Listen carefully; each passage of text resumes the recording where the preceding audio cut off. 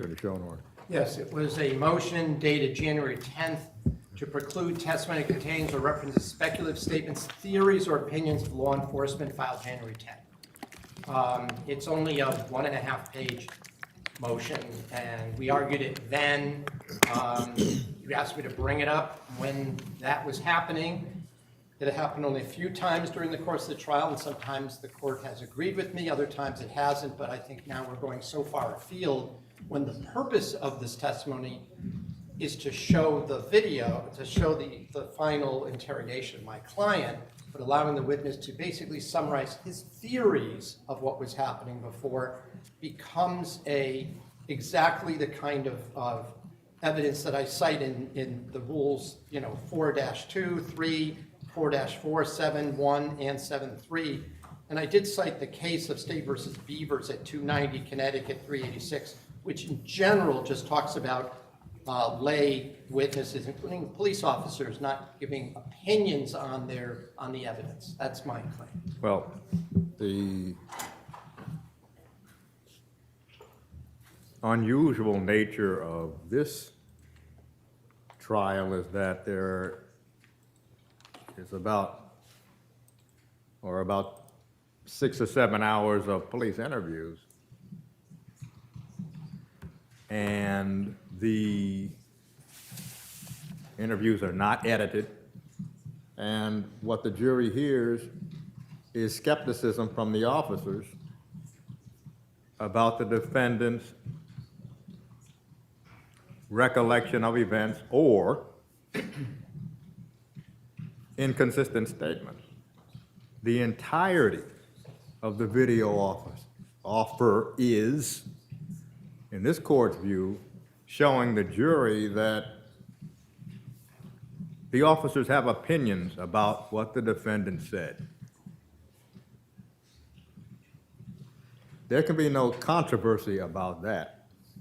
They have opinions about what the defendant said on various dates. So to indicate to the court there should be a motion in limine granted, not allowing the officer on the stand to discuss his opinions about the defendant's credibility is belied by the exhibit itself.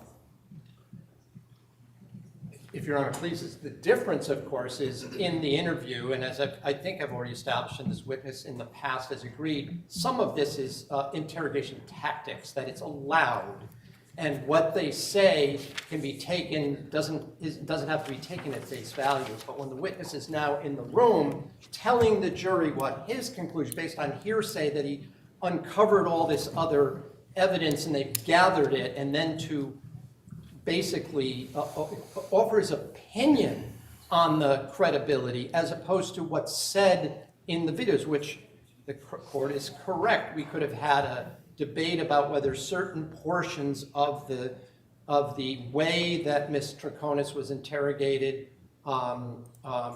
where certain things were falsehoods, certain things were maybe incorrect or inaccurate.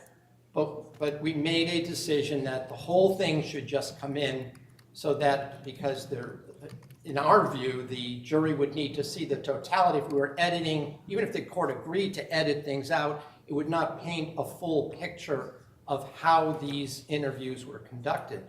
My concern has to do with the questions by Attorney McGinnis in this courtroom based on things that were gathered over the next few months.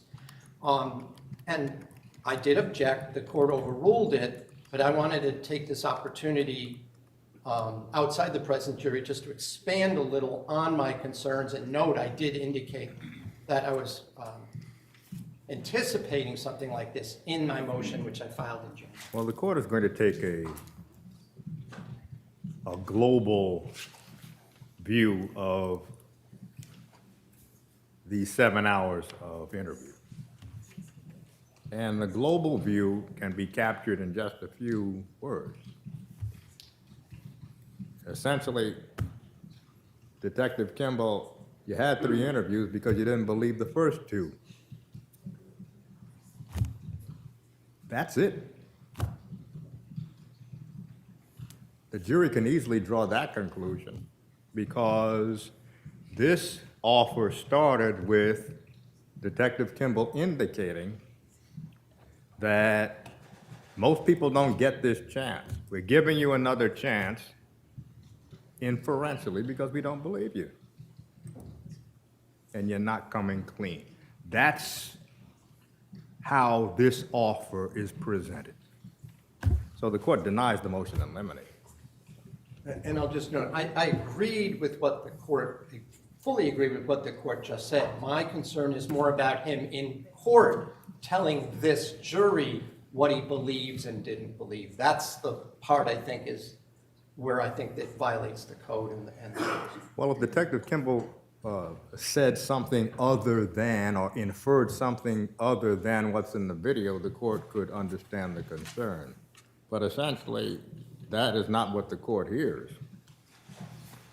In other words, he is testifying about the reason, first, that there are 3 interviews or more than 1 interview, and secondly, is simply just reiterating what's in the video.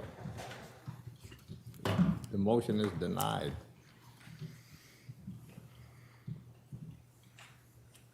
You can bring the jury out.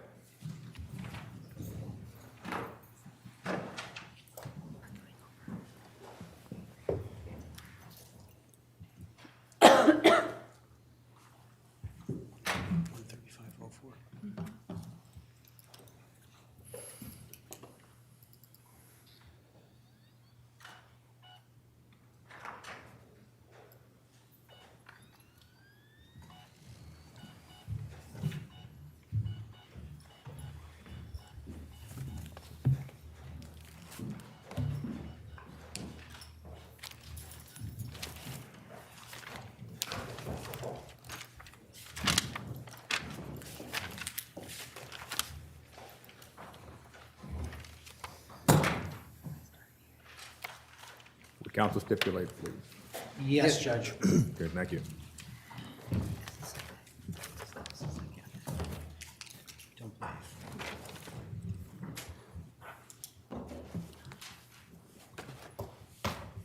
Detective Kimball, where we had left off prior to the luncheon, you were discussing with the defendant going to 80 Mountain Spring Road, is that correct? That's correct, yes. And what did the defendant say about going to 80 Mountain Spring Road and how that came about? She told us that she had been called by Fotis Dulos to respond to 80 Mountain Spring to bring cleaning supplies to clean the house for a showing that Saturday.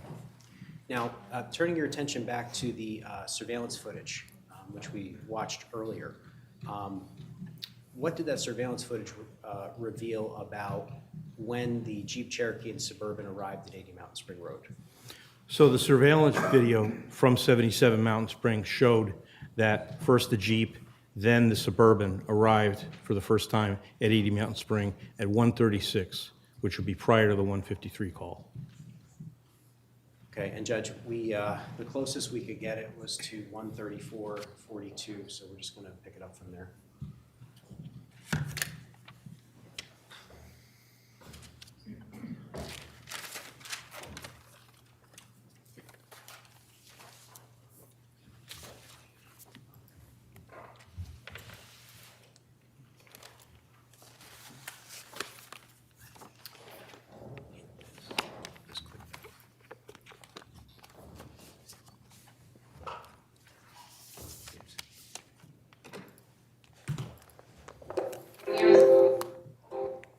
With some clients and I want the house to look clean, decent. I want to kind of stop, just want to make sure you understand that this is where it starts getting real important. And we know exactly where you were, Okay. and just so you know, what you told us the first couple times doesn't match up to this. This is very low. So you put the dishes in the sink. Yes. Okay. And Fotis, you don't know what he did? Did he stay at Jefferson or did he leave? No, he was gonna go to 80 Mountain. Okay. But I don't know if he already left, but at some point he calls me. All right, well, I know you keep trying to get to that, but I want to go back to During lunch, what are you guys talking about? I know it's a fast lunch, but what are you discussing, having any discussions with anything? Not that Not I talking about anything, you gotta be talking No, about of course you talk, but Okay. I don't remember like what I talk every day of my life when I have lunch. All right. Obviously, Well, it you was. do remember a lot of details on some things, Well, so I I'm do just. because I've been with Andy Mhm. really focusing to be as much detail as possible Okay, to be able to give you as much information as I remember. But what I talk exactly, I don't have. so let me ask you directly, was there any mention of Jennifer Dulos during your lunch photos on the 24th? No, I don't know if that time we spoke about the problem that he didn't answer the phone. That Wednesday, I never No, knew. on the Andreas phone? What phone you took? Oh, you're doing the 22nd? Right. That Wednesday, he told me he went to Gracemark. All right, I'm not, Okay, man. okay. At some point, I don't know what day, I said why you didn't, All right. but I gotta stop you because during the Friday of May 24th, when you're eating lunch with photos, is there any mention of Jennifer? You want to talk no. about Jennifer? I told Did you, you ask him where he was that morning? no. When you got up that morning, were you expecting to see him? No, because sometimes he wakes up and you have his phone. He wakes up at 4 in the morning, 5 in the morning. Right. And Right. he watches TV, he reads, sorry, this is bothering me. And he leaves the room because he turns the light on and it bothers me. Or if he doesn't want to leave, I go to Nicole's room. Sometimes he moves to another room to read. Is that something he always does? Yes, He's always done that? he's. Or is that more recent? It was more recent because I don't remember like when I first moved, he was sleeping very, like we were kind of like in synchronized, like when you're synchronized with someone. So now when you say more recent, how recent? When did the waking up at 4 a.m. Like for instance, when he came to Vail in March, March. that he came to visit, he was waking up a lot and he would tell me that it was because there was 2 hours of difference. So I didn't know if it was that Right. that was bothering him. But you told us in the first interview that recently, prior to May 24th of 2019, he had started waking up earlier in the morning. And there was a guy, I don't know if I told you, that he wanted for this to sell his piece of land in New Hartford, I think.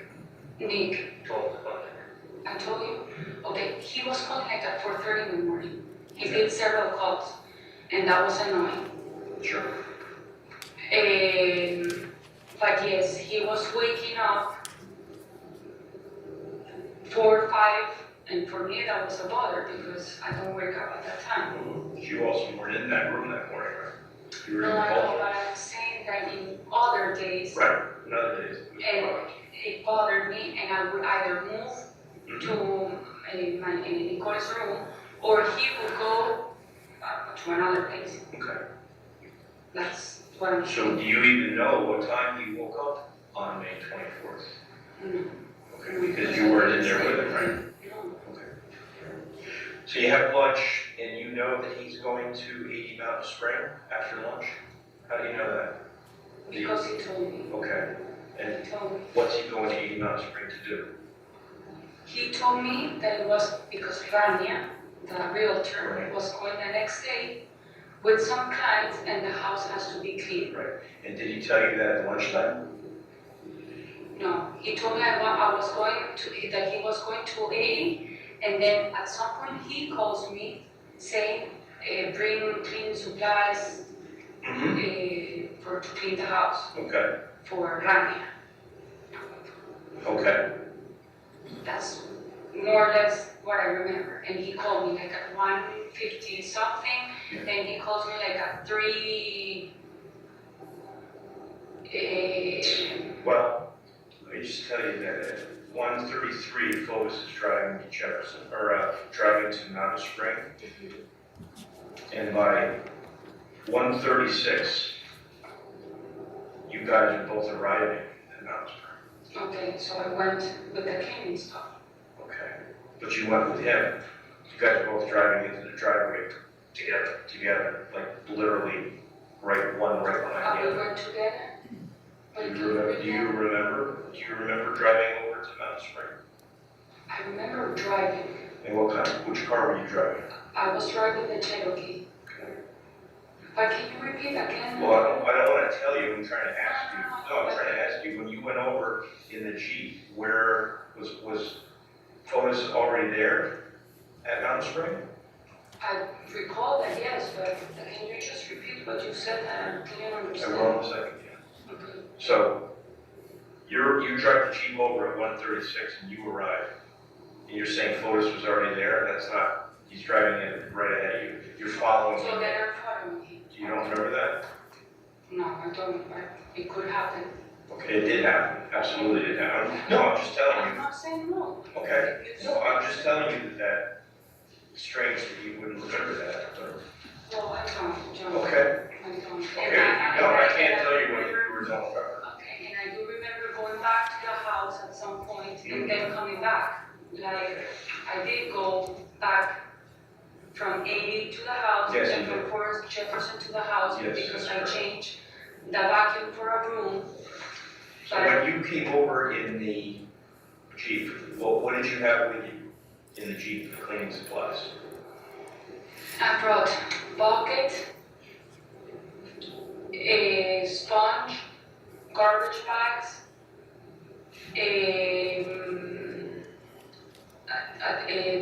disposable, how do you call the gloves, disposable Yeah, gloves. like plastic gloves, Yeah, latex gloves, yeah. tight gloves, or like the ones that go up your arm? No, the short ones. Sure. I have packaged because I use that a lot. Like when I clean like the cats,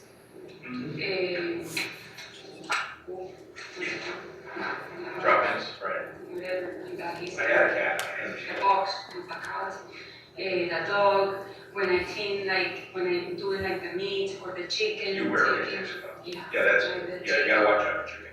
What color was the bucket, do you remember? Our bucket, it's white, plastic white. Does it have a handle? Is it like a construction bucket, or is it like a bucket you use to the The beach? ones that you buy in the supermarket. Okay. You remember what color the sponge was? I believe it's yellow and green.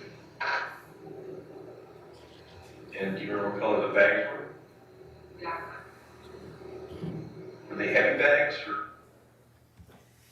Just going to pause it at 1:43:52. Detective Kimball, in the course of your investigation, did you become aware of certain items that were recovered at Albany Avenue? Yes, I did. And would you describe, were any sponges recovered at Albany Avenue? Yes.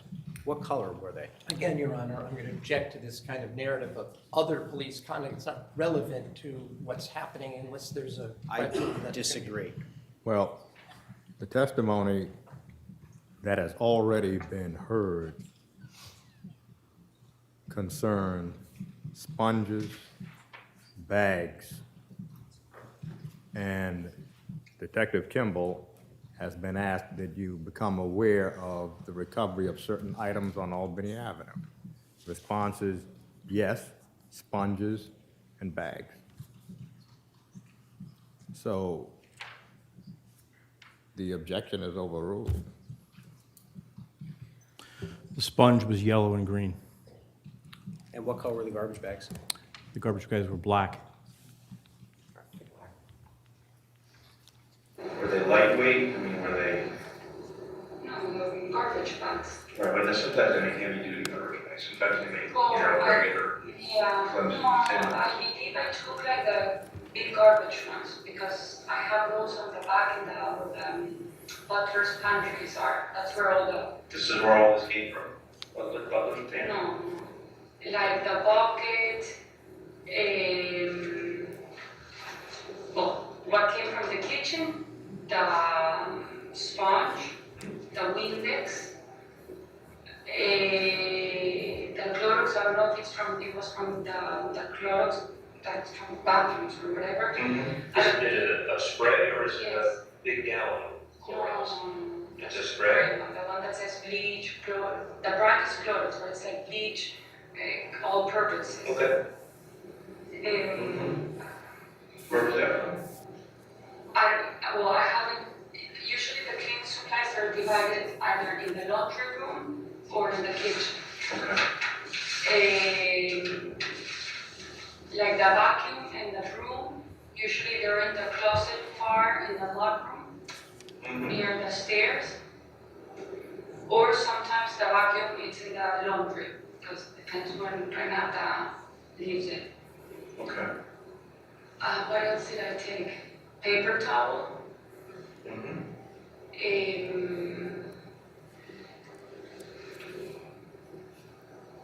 I think that's it.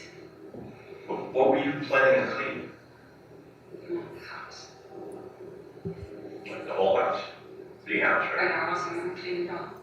Okay. So I cleaned, what did I clean? Countertop in the living room where the fireplace was, there were like dirts or like balls or something, like I think it was an animal thing. Animal got it. Oh, trouble. Yeah, that house had bats, had owl, Okay. that Andy, the guy that used to work for Fotis, was always complaining that, oh, I cannot find a guy that hires someone These were in to. the house? They would have droppings in the house? They would have what? They would, were the owls and bats inside the house and there would be droppings in The the house? bats were supposedly in the attic. Okay. Then there was a problem with one of the bathrooms that insects will come in, like bees, flies. Okay. Then there was an owl. That the owl did disappear. I don't know if Andy took it away. Anyway, so I cleaned the kitchen countertop. I went upstairs to the bathrooms and I put the liquid, the Clorox things, the bleach, and I just click the handle to the water come down.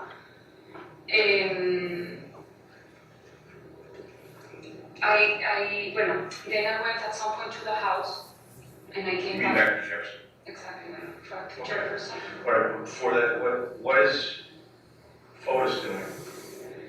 Fotis, I saw him from the window of the bathroom of the master bedroom. At some point he was fixing, he had some, I think they were pink or blue ribbons along the drive of the house. He was very upset always that when Stefan had the open houses, people were stepping in the grass. So he would put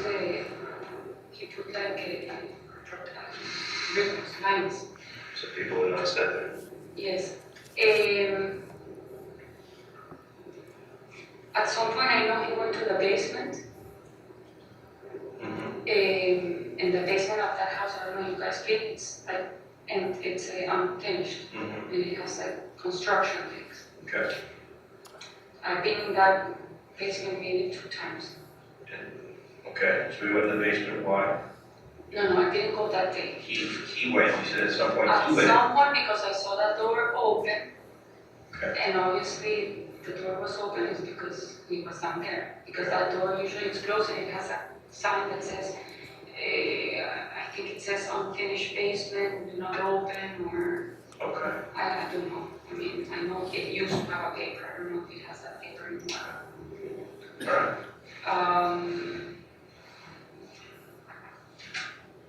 And well, and that's it. I was inside the house. Go ahead. Sorry. Go ahead. No, go ahead. And whatever else you can remember. No, well, but at some point I went to the house to grab the broom. But you have my times there. Right. And then you came back. You went to the house Yeah, at Fort Jefferson. I went to the house to Fort Jefferson. And how long did you stay there? I All right, I want to I'm sorry to interrupt, but I got to interrupt for a second. The first time you went to 80 Mountain Spring, Michelle, you were cleaning the kitchen countertops and the bathrooms upstairs? Anything else? I mean, I don't remember exactly what I cleaned, but I do know what I cleaned. I don't know what I cleaned first. That's all right. Okay, but I did tell you the countertops. Yep. And things of the toilet. Toilet bowl.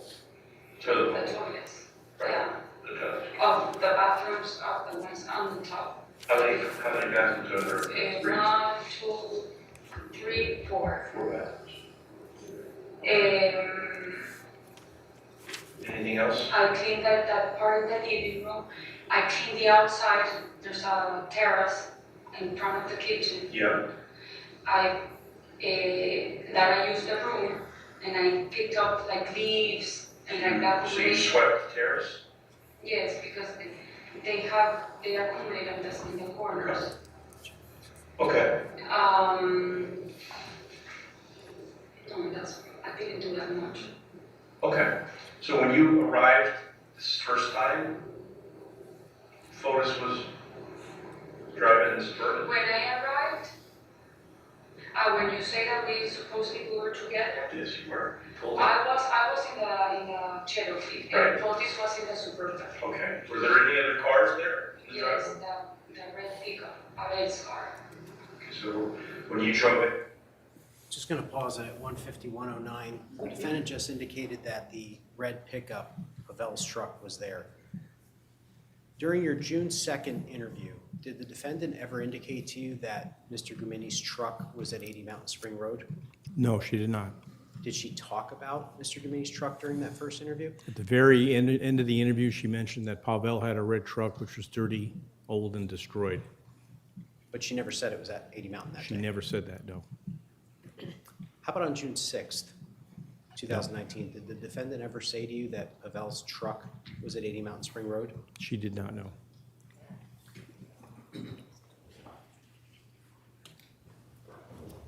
already at 8, was Pavel there? No, Okay, where was he? Do you know where he went? supposedly, I mean, I didn't ask, but normally what he does, he's in taking care of the house of New Haven. Okay, so you don't know specifically where Pavel was, but you did see him at 80 Mountain Spring, but his truck was there. No, I didn't see Pavel. I saw the car. Okay, I saw Pavel's The red pickup, The red pickup. but you didn't see I saw Pavel. Pavel afterwards when he came. Right, when you like, around first four. arrived there, you didn't see him. No, I didn't see Pavel.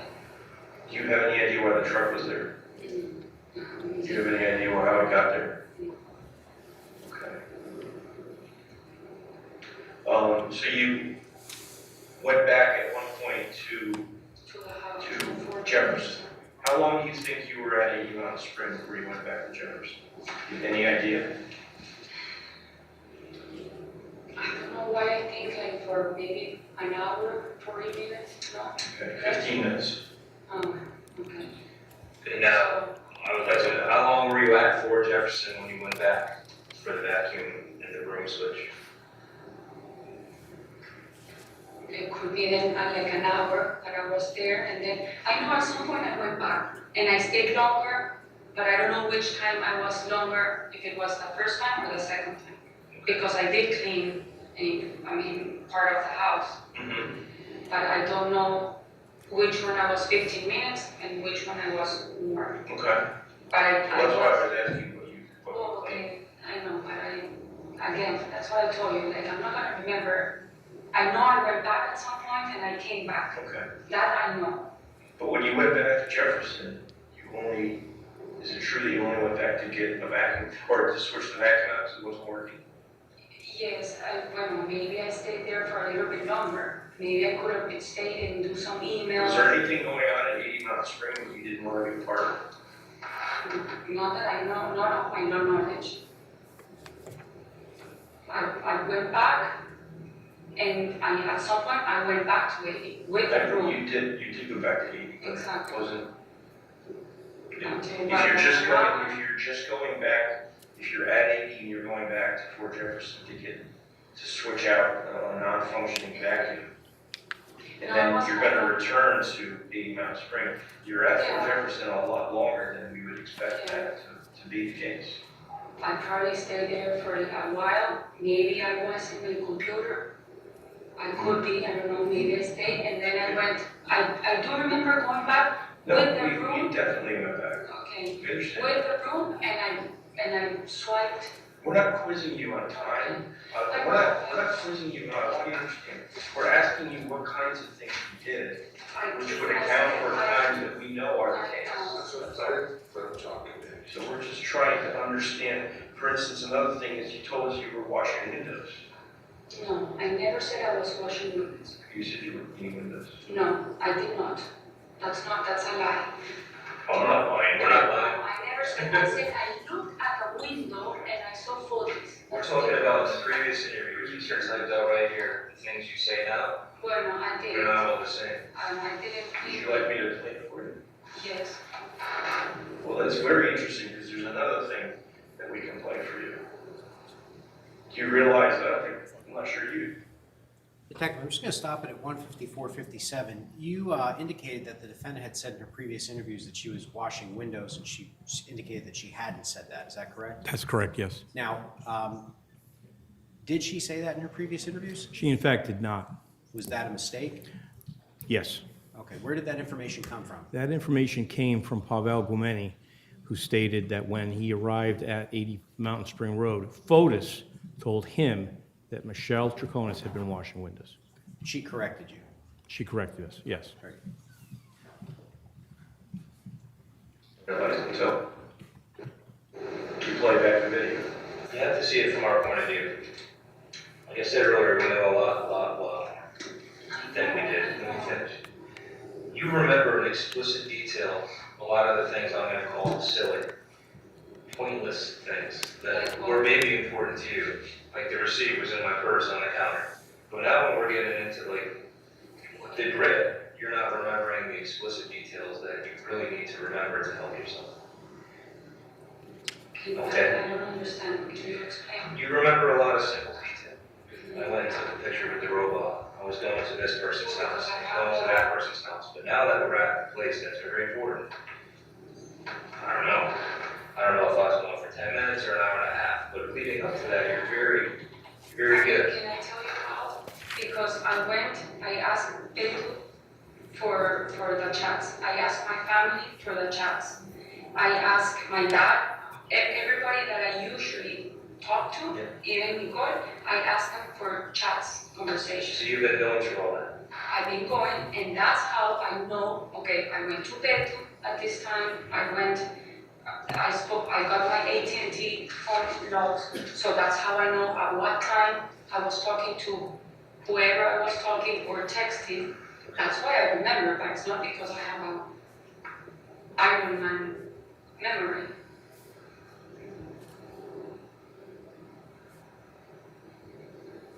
Okay. So I'm sorry, if I said I was cleaning window, Well, you definitely said you were Okay, cleaning. I'm That's why sorry. we're asking you okay. why you're not saying that. What I remember, I said I was in the bathroom and I was looking through the window and I saw Fotis, fix the ribbons of the street. the first time we've heard of that, right? Yes, it is. Okay, I'm sorry. I thought I heard about this. Okay, we may. Or maybe I do remember. I remember hearing about there being grass that they planted and so on and so forth, but I don't think that came from you. That the grass had been seeded, the soil, so they could grow the grass. The grass was being done nice, at 80 on the road. I didn't do that, grass. No, we know that. We're not saying anything different. It becomes confusing. I understand. So the thing that we all didn't hear when it actually happened, but we now have on tape that we can play for you. Do you remember this setting? As long as we hear the question first, right? You should hear the question. Oh, I'll be happy to play it.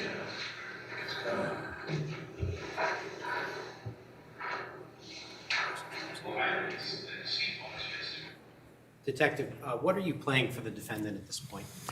I'm playing a segment of the second interview that took place at Attorney Bowman's office on the 6th, And how are you playing it? playing it on a laptop computer.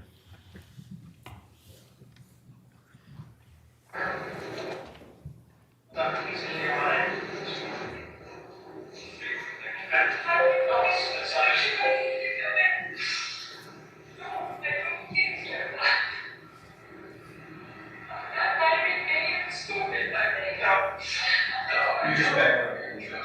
So we're talking about, we're trying to get you to talk about Friday the 24th, and whether you saw photos or not. And the whole 80 Mountain Spring activities, which are very important, we think, to this case. Oh, I didn't see photos yesterday.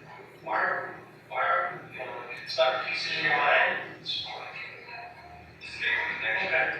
No, it's not an issue.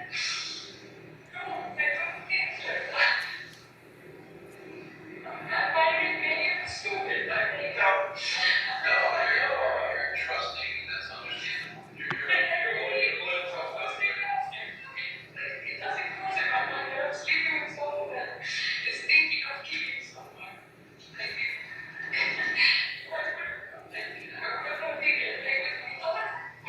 I don't need to think about it while you're sleeping.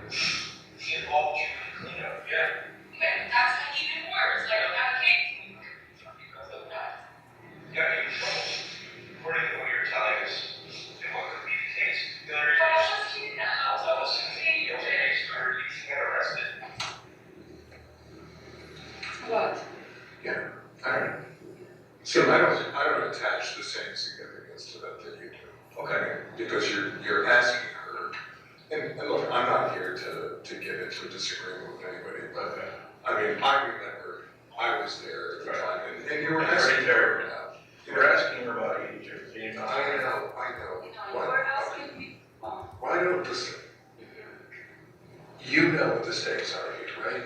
So I want you to tell them everything you know about 80 Mountain that afternoon. Okay, so look, I just want you to be clear that it's very important. Yes.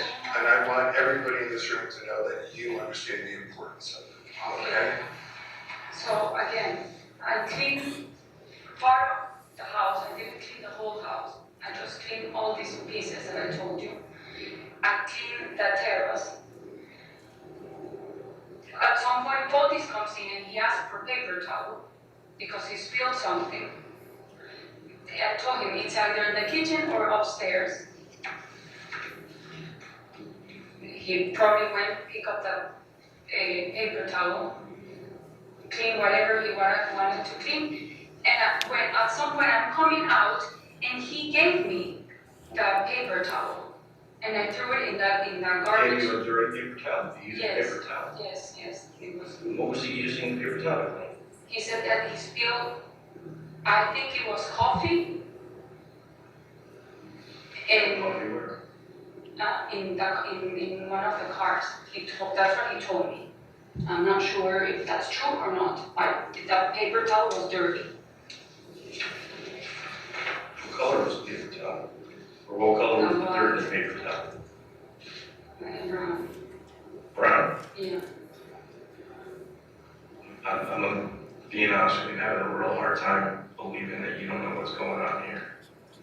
I didn't know what's going on. Just going to pause it at 2:01:52. Detective, during the June 2nd, 2019 interview, did the defendant ever tell you that Mr. Dulos had given her a paper towel that was brown in color while she was at 80 Mountain Spring Road? No, she did not.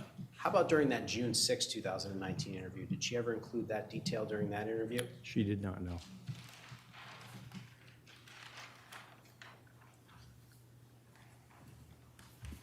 I didn't see anything.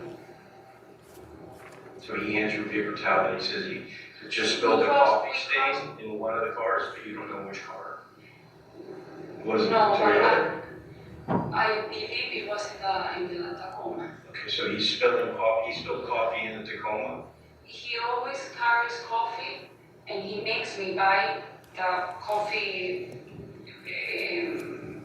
things, Dixie, whatever they're calling the supermarket. Where was he standing, or supposed standing? Outside, When he hands you this paper towel? I was getting out of the garage Mm-hmm. to go towards outside, and he was coming, so we met there Where was he coming from? What direction was he coming? from the garage, from the outside of the house. Did you walk out? Did you walk out the garage or? I came out from it's the terrace, the kitchen, and the garage, and there's a door. Have you been in the house or no? No. I haven't. We have other people there. So. I've seen photos of it. I know the general layout. Yeah. And being out in the garage towards outside the house where the cars were. Right by the garage. The cars were actually out here. Yeah. That's when we not bumped, I mean, he says here, and I threw it in the garbage that was in the kitchen. So where is the? And the Tacoma was standing here. The Oh, Tacoma, sorry. The Tacoma was here, I believe the Cherokee was here, and the Suburban. And And where this are you? is the house. Here, And where's close? here. Okay. And this is all like the. Are the doors open on any of the cars? I didn't see that in that moment, yeah. And then at some point, Pavel arrives, Mm-hmm. and that's when I see Pavel. That I believe it's around almost to 5, maybe 4:30. I did also talk on the phone with a lady of the rocks. Barbara. Barbara. Yes. And she told me to pick up that they were closing earlier that day because they were slow people.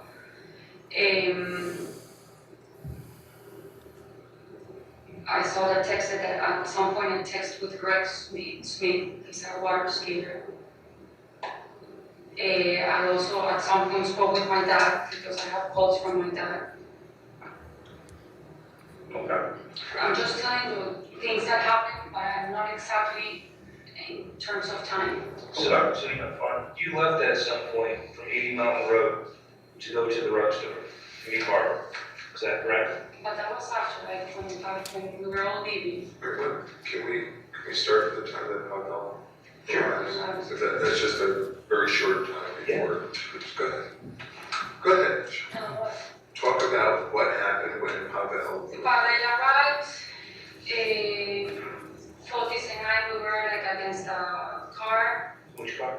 the Tacoma, It's called, okay. yes. Fotis was like behind me, like physical contact. Pavel arrives. I think Fotis or Pavel says I didn't see anything or we weren't doing anything. I think something like a joke.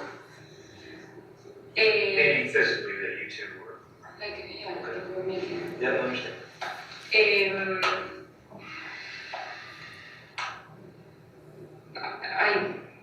I believe Pavel started talking to Fotis about the house in New Canaan.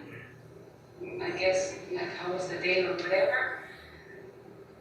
And at some point, I mean, I have to go because I wanted to go and get my rocks.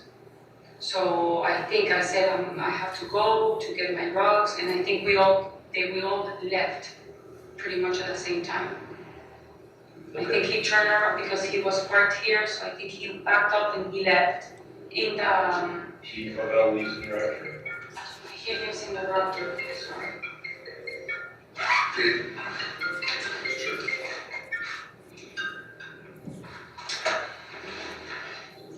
When you left, okay, where were the cars?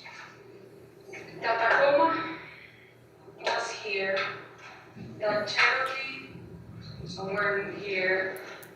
The Suburban and the Raptor here because he arrived. More or less for what I remember. So when you leave, what do you say? I think we all left. I think Pavel leaves first. not sure, but I think Fotis also lives in the Suburban, I live in the Cherokee.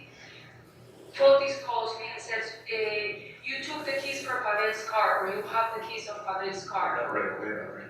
No, he calls me, like, I think the call was at 5:16. And where were you when you received that call?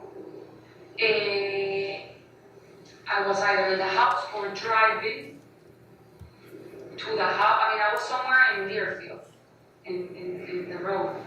Deerfield, No. in the house. Okay, I was in the house. And then I said, well, I'll need you here. And Why did you take the keys? the keys were in the car, in the Cherokee. Keys were in the Cherokee. The keys were in the Cherokee because he said, you took the keys. I said, I did? He said, yes, you took the keys for Pavel's car. And I, Show you. That's not true. That's not true. well, Michelle, that is not true. I understand that Pavel came here for 10 hours okay, well, so then I took the keys. and talked to us. I know. So how did you get the key, Michelle? To the Tacoma? That part, There's some pictures.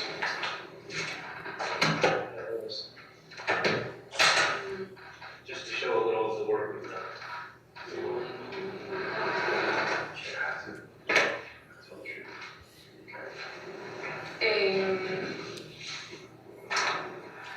How did you get the keys to the Tacoma? the keys of the Tacoma, they can be either, well, the Fotis put it in the car,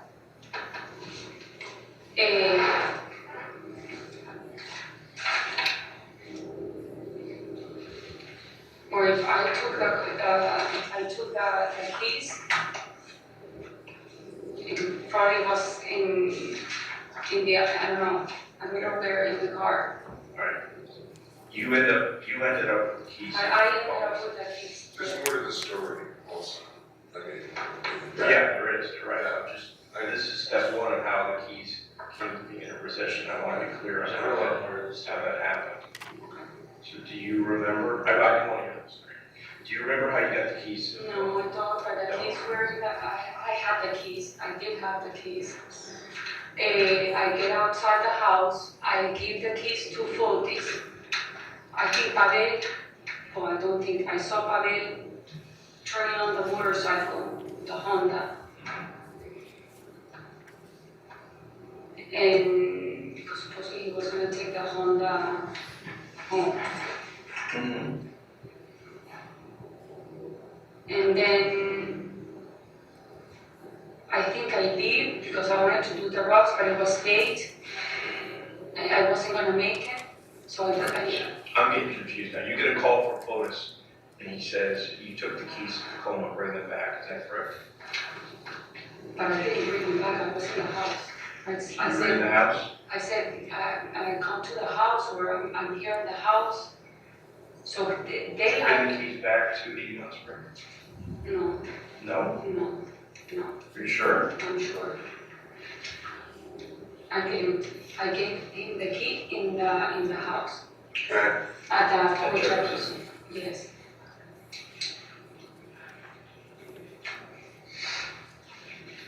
I did not go back to 80. And So the transfer of the keys took place in Jefferson. You handed them to Fotis, Fotis? yes, Where was Pavel? doing something with the motor, Pavel was there too. yes.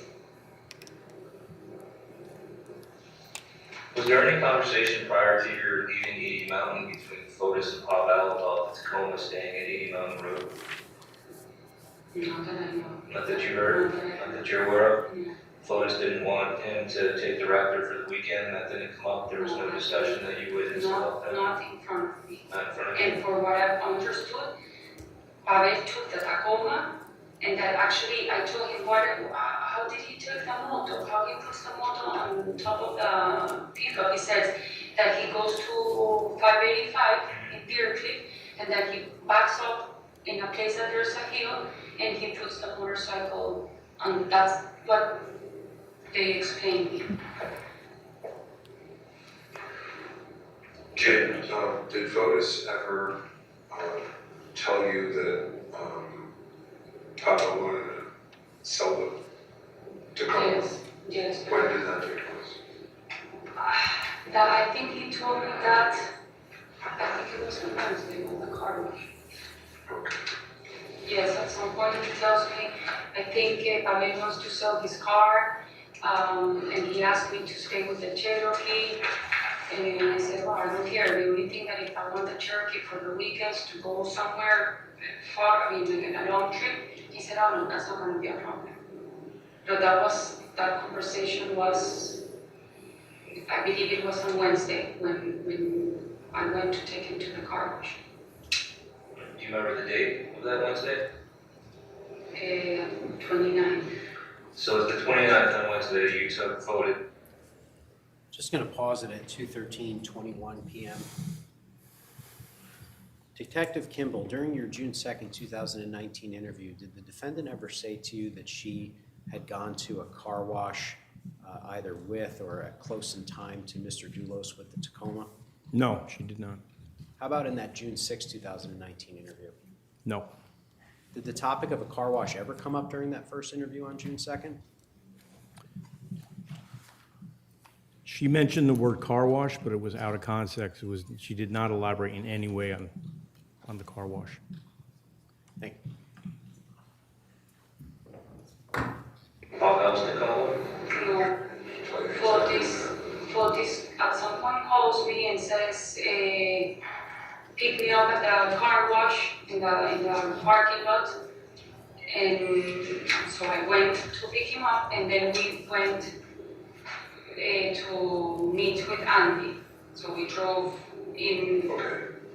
A little more detail, okay? Because we're really kind of jumping ahead, which I think, because there was Saturday, Sunday, Monday, Tuesday are all days that Yeah, have I believe Pavel took the Tacoma because actually that night we were in the Raptor. And the next day, Fotis took the Suburban, supposedly to see the kids, and I had the Cherokee. And the Sunday the same. He had the Suburban because he was gonna supposedly pick up the kids in New York. And I had the Cherokee. So I believe Pavel did take the Tacoma that Friday. Yeah. Okay. With the motorcycle. Yeah. So the day of the car wash, you're home and you get a phone call from Fotis to come meet you? Yes, he said to me, come and pick me up at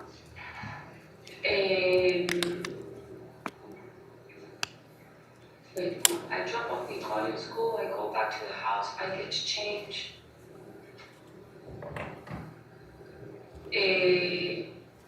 And he said, he either told me I have to drop the car in the car wash, pick me up in the parking lot, which I did, I picked him up.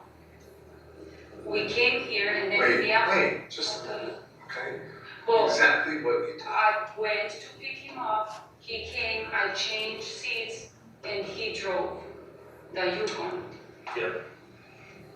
We had the Yukon. The rental. The rental. Now,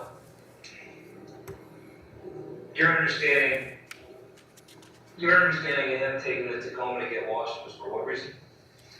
He told me that Pavel wanted to sell the car, and that, I mean, what I understood was the whole philosophy was that Pavel was going to stay with the Cherokee for a while until he gets a different car. And I said, I don't mind.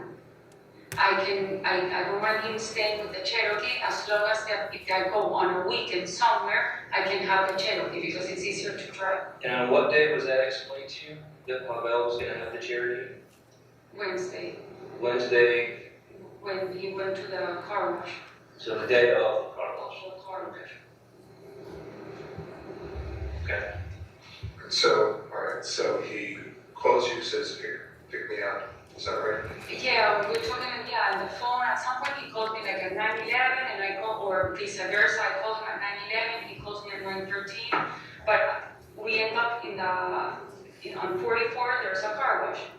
In that car wash, in the parking lot, I pick him up. Obviously, I changed seats. He drove to come down here. Yeah, that's the first day you meet with Attorney Bowman. Yes. And I don't know what time we arrived here, but. Okay, so And then then, on the way back, I received a phone call from the car wash at 1:39 saying that the car was ready. I didn't give them my phone number because I didn't go and talk to them. It was faulties. Yeah, we know. Okay. And then as driving back, I'm not 100%. We either after the meeting with Andy, we drove back to Farmington. Stops in the bank. Then I'm not sure if I picked up Nicole. We picked up Nicole in the school. I don't know. This part I'm not right. And then back to the car wash that I dropped him off to pick up the car, and then I drove back home, or I went to pick up Nicole. That's. But I mean, the car. He washed the car. I mean. So where were you? When did Fotis leave that morning? What do you mean? When did Fotis leave? He drove out of Jefferson with Tacoma, right? Yeah. Okay. Yeah. Do you know when he left the house No. that morning? No, but I think I believe it was like around 9. I believe. I'm not 100. Where were you when he left? You still Eh, at the house? I was in the house, but I probably went out right after him to pick up him.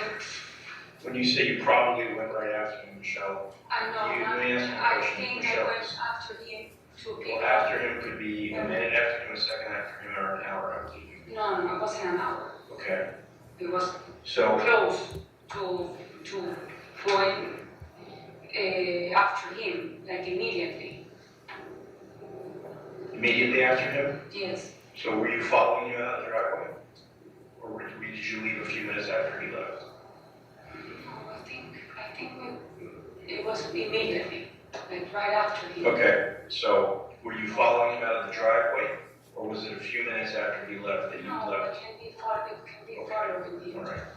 And when he dropped the car off at Russell Streeter in Avon, where were you? In the parking lot, in the car. You were in the parking lot, right? Yeah, Okay. So he dropped the car off. yeah. So how do you need to have a phone call from him to come pick him up? Because you're with him, dropping off the No, car. I wasn't with him. He was in another car, and I was in another. You were in the parking lot of, We spoke, and probably we spoke about, okay, I'm gonna drop off the car, go and drive to Andy. We had 2 calls.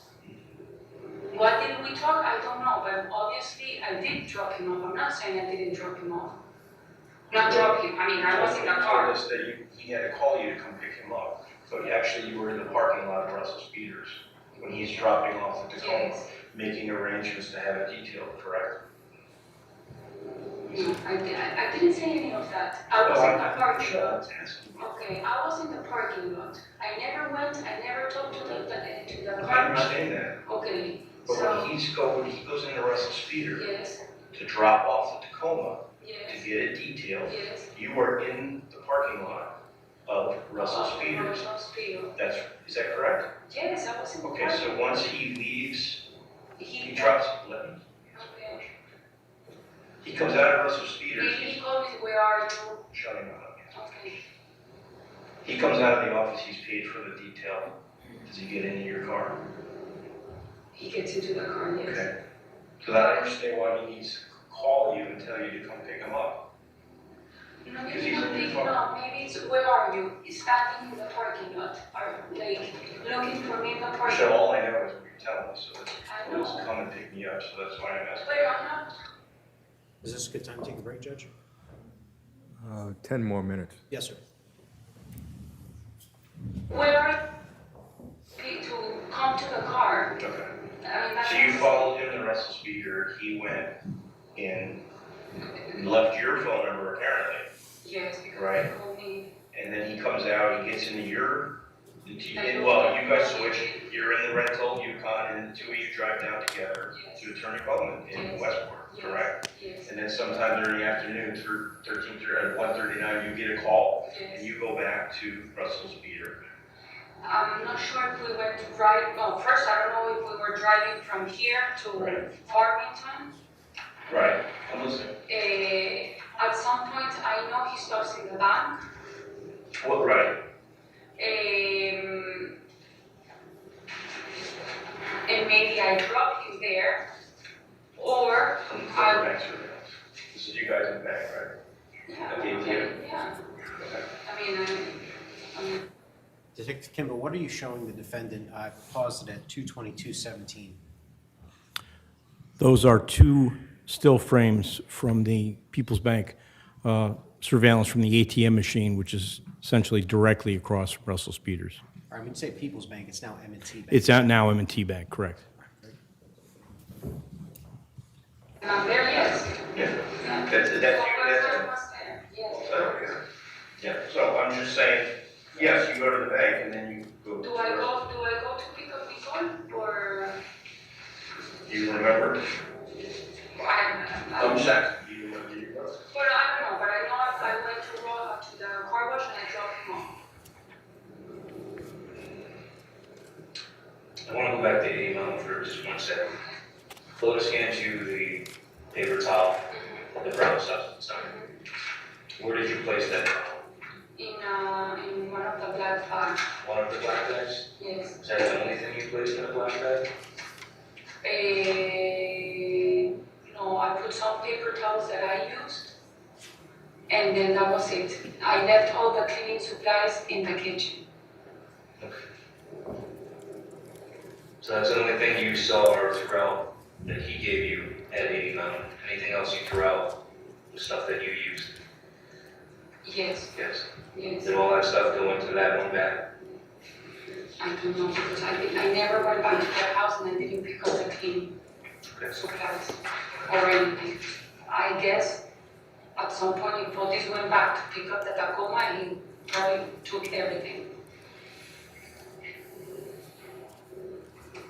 But I never went back to that, to 89 after he left. On Friday? What do you mean you never went back after you left, which time? After you went home to switch out the vacuum cleaner, right? Yes, and Then then you we went went back, yes, but when we all left, since we all left, which I believe it was around 5, Okay. I never went back to 80. Okay. That's what I'm saying. So confused. Did you ever take photos on Friday? Did you ever take photos back to Jefferson? What do you mean to pose? So you and Photos at some point are both at 80. Uh-huh. Do you go back to Fort Jefferson around 407? And do you remember taking photos back to Jefferson? Or having photos and you drive back to Jefferson? On Friday? It could be that he came, that we drove through.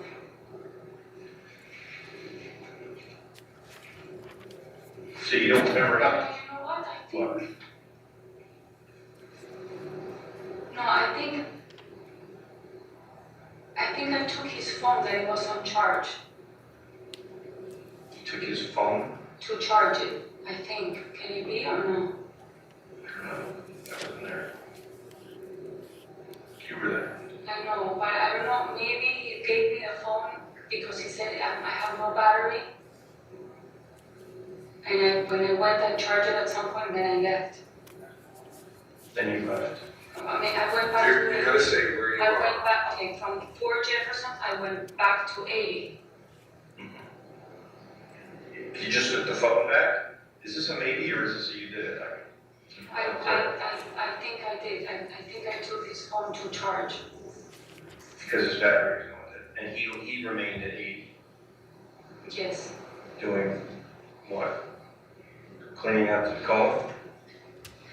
No. Oh, I saw him, I told you, outside, I saw him, at some point he went down to the basement because the door I saw it open. And no, that's it. I mean, I wasn't paying attention to what he was doing. I was inside the house. Not when you needed to do the towel from work. Not when you needed to do the dirty towel you brought outside the house. Well, I was walking outside the house and that's where we met. And the only time I was out is in the porch, in the terrace outside the house, but looking towards the lot, Looking on the north side, looking north. to the lots. Sorry, which is. This is the house, and there's a tree here that I like because this tree, I like it because how it looks from one of the rooms. And the porch is here, and the garage is here, and all the garage parking is here. The north is this way. So the lot is here, but it's. It is. And he has these two lots for sale. Right. Or one is supposed to be sold. This would be an appropriate time to take the recess. Yes, Judge. The whole. Pausing at 2:27:29. Thank you. Ladies and gentlemen, we will take our afternoon recess. Please do not discuss the case.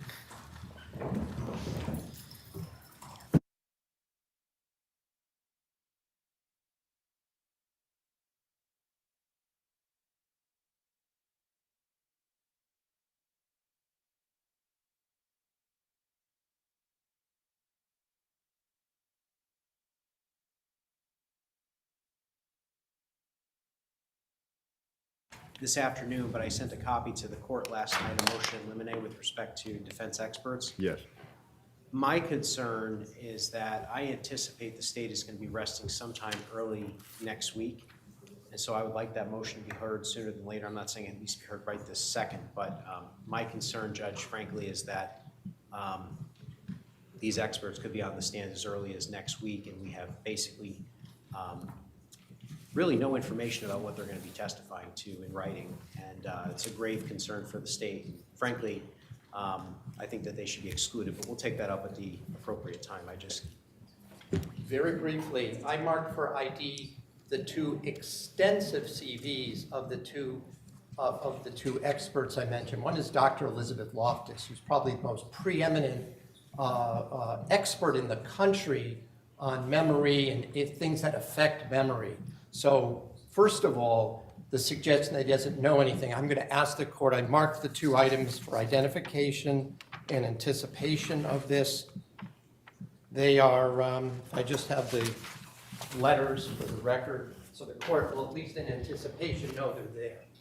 And Judge, just I to and correct the record. JJ, excuse me, I'm Well, not done. well, I I and have to JJ, correct and the more record, importantly, Judge, Your Honor, because Well, frankly, Attorney he's Felsen offered to misrepresenting me. what the state said. It's time for recess because the court is not going to entertain and the monitor is not going to entertain counsel talking at the same time. So we'll come back.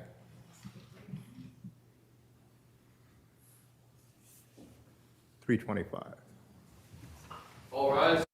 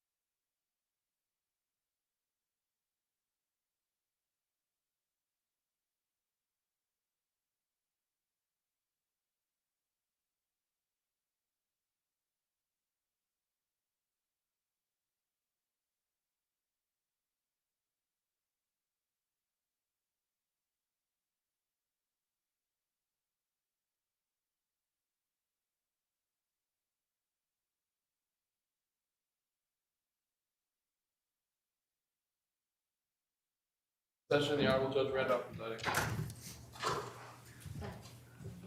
Please be seated. Thank you.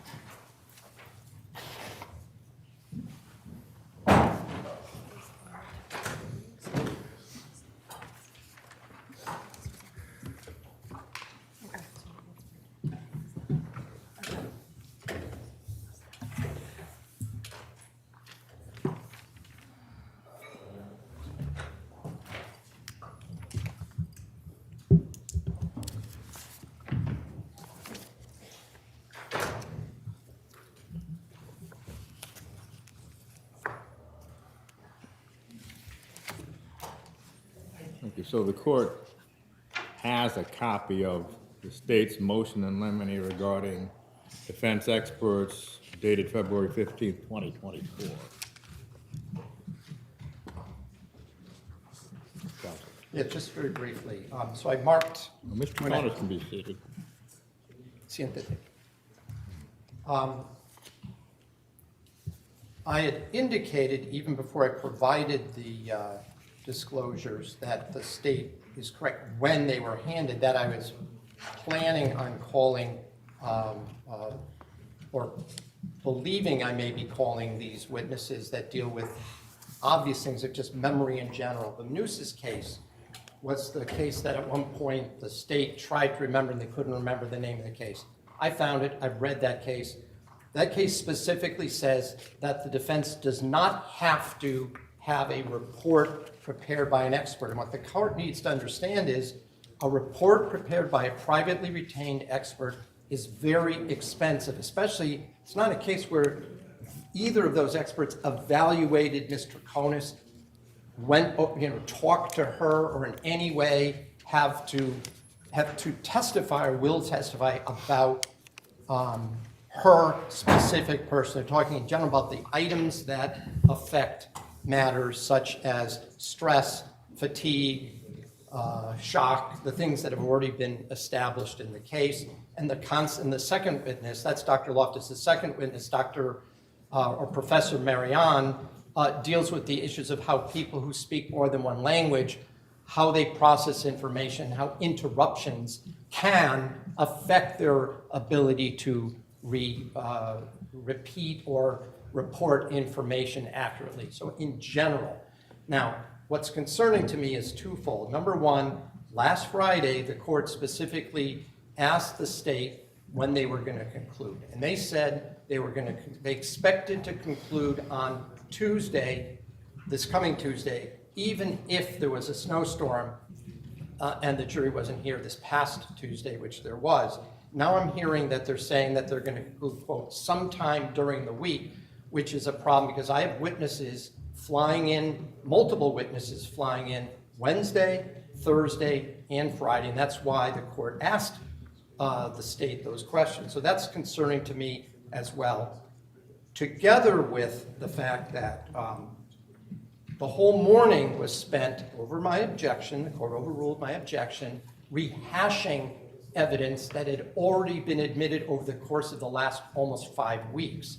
And therefore, we missed a couple of hours of being able to complete this witness's testimony and the playing of the third interrogation, which I know we're not even, we're not even at the half point yet, according to the transcript anyway. It could even be longer if there's delays, and that is pauses. So what I wanted to say in response, I think that the state's motion is without merit. I believe that whatever they are arguing that they don't have enough time, what Mr. McGinnis failed to tell the court is Ms. Felsen offered to actually this weekend give Mr. McGinnis every area that we would be covering with these witnesses. I'm going to be speaking to them on the weekend, and at this point, I only have the general areas that have been set forth, and I'll note, it's 45-page CV. It lists all of the articles, everything that Professor Loftus has written about, and it's all within the scope of that. And the final point I'll make, Your Honor, is this. The state suggests, and I submit erroneously, that they have complied and given me all of the reports of their expert witnesses in a timely fashion. And I will just state for the record that is simply untrue. Now, I have not made an issue of it. We've been given the name of a witness the night before. In the case of raw data, yeah, they gave us raw data, such as that Burla report, which Your Honor heard. It's like 1,000 pages or more long. And, you know, you can't tell from that what's relevant and what's not. You can look at it just like somebody gives me, you know, 6 months or 2 years of AT&T records, you know, until they actually do a report. Even Agent Hoyland's report was done February 8th, excuse me, I believe. I can't remember. But the point being, I sucked it up. I got it. The gentleman from the lab who did the Burla investigation, I got that report with the maps that morning.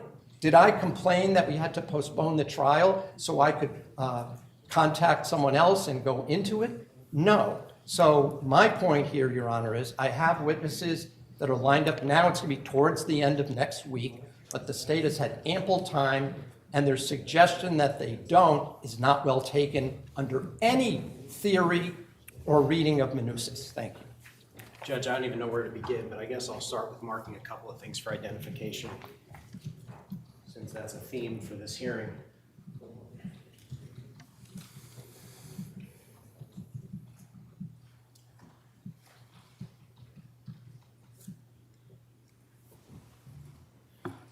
Judge, I'm handing forward what has been marked for identification as states 150 and 151, which are 2 engagement letters between Attorney Schoenhorn and his, quote, expert witnesses.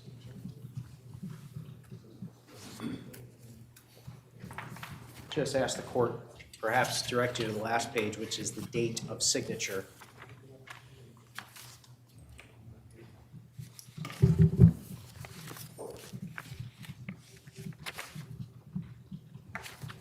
Thank you. Judge, this is absolute trial by ambuscade. There is no ifs, ands, or buts about it. The defense is playing games. That's all this is. The reality is that neither of these experts were on their witness list. They have dropped, you know, and Attorney Schoenhorn somehow suggests that a 45-page CV alleviates any prejudice. That belies common sense, Judge.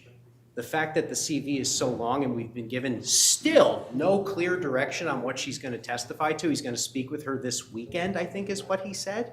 How can we possibly prepare adequate cross-examination under these circumstances? And the defense, and this happens often, they mistake having a burden of proof with not having a burden of production. They are not the same thing. If they want to call an expert witness, they have to give us adequate notice.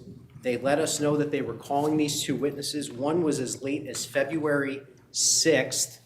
The other one was January 30th. Attorney Manning asked Attorney Schoenhorn to please put what she would be testifying to in writing, and he did not. And as evidenced by today, he refuses to do so, okay? And so we are really at a real disadvantage here, Judge. And I want to say this.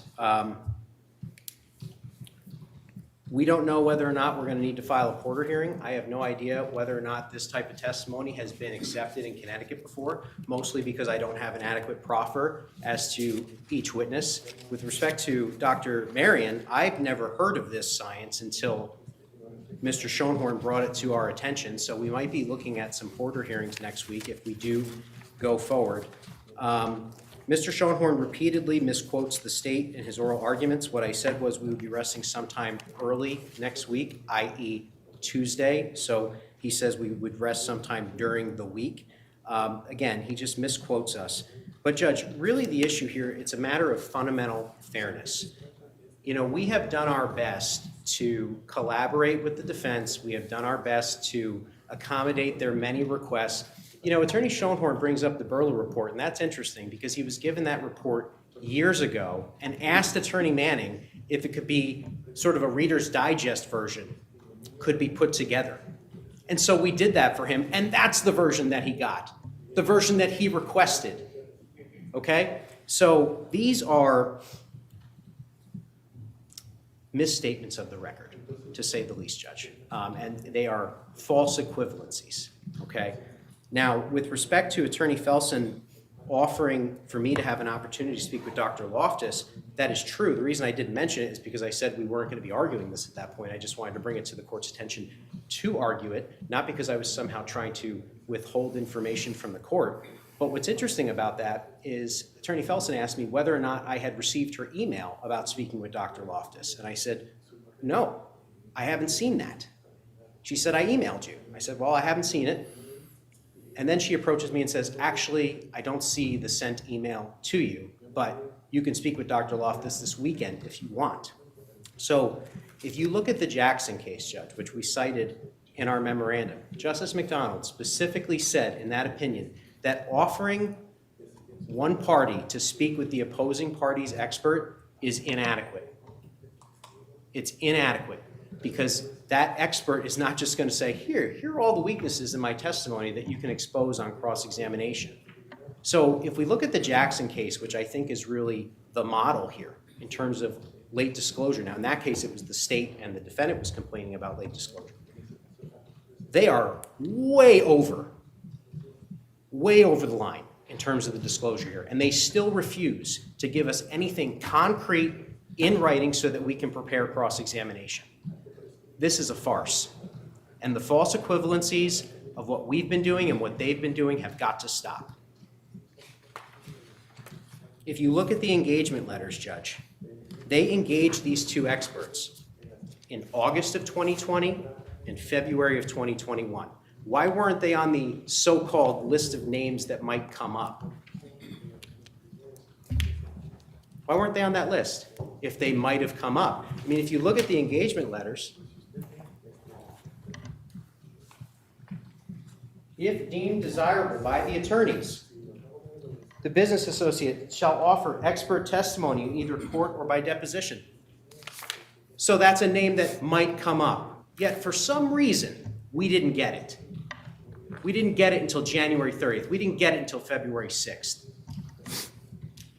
Judge, they should be precluded from offering this testimony. Otherwise, we need a continuance and they need to have their experts write a report, and this is going to take a really long time because this is unfair.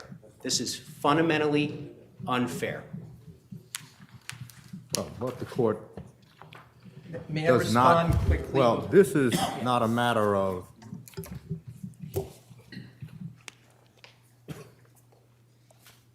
the response at this point. I The court understand. has to make sure the jury isn't ambushed.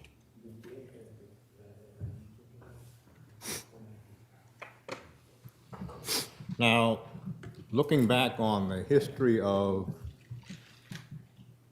the pretrial proceeding, the court recalls that Dr. Ruva had a report that was made available. So the court is not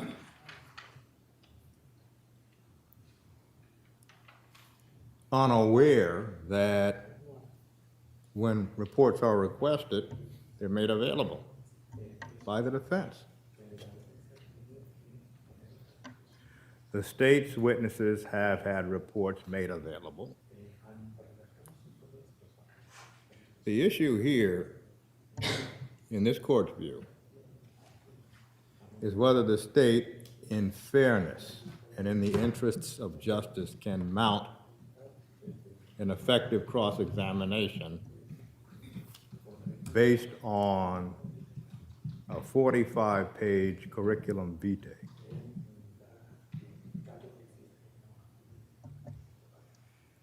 And the court's view is that they cannot.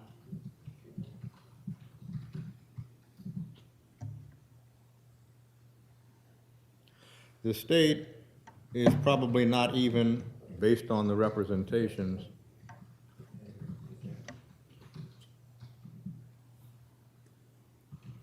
novitiates at understanding this area of memory or psychology, whatever area it falls into.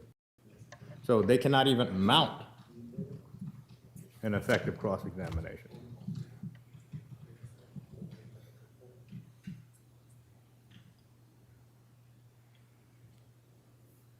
the failure to have a report, if the expert has written 100 books, it wouldn't be that difficult to generate a report. It could be cut and paste.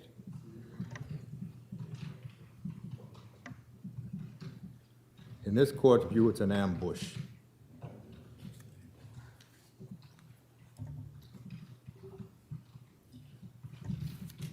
Unless the testimony by the expert is so general that it wouldn't constitute an ambush. But then it wouldn't be expert testimony.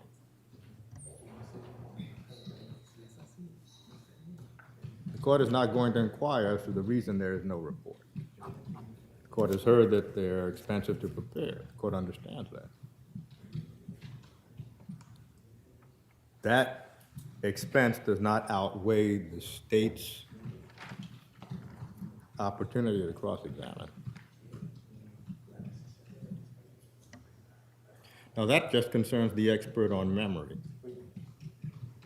The expert on cell site placement may deserve different consideration.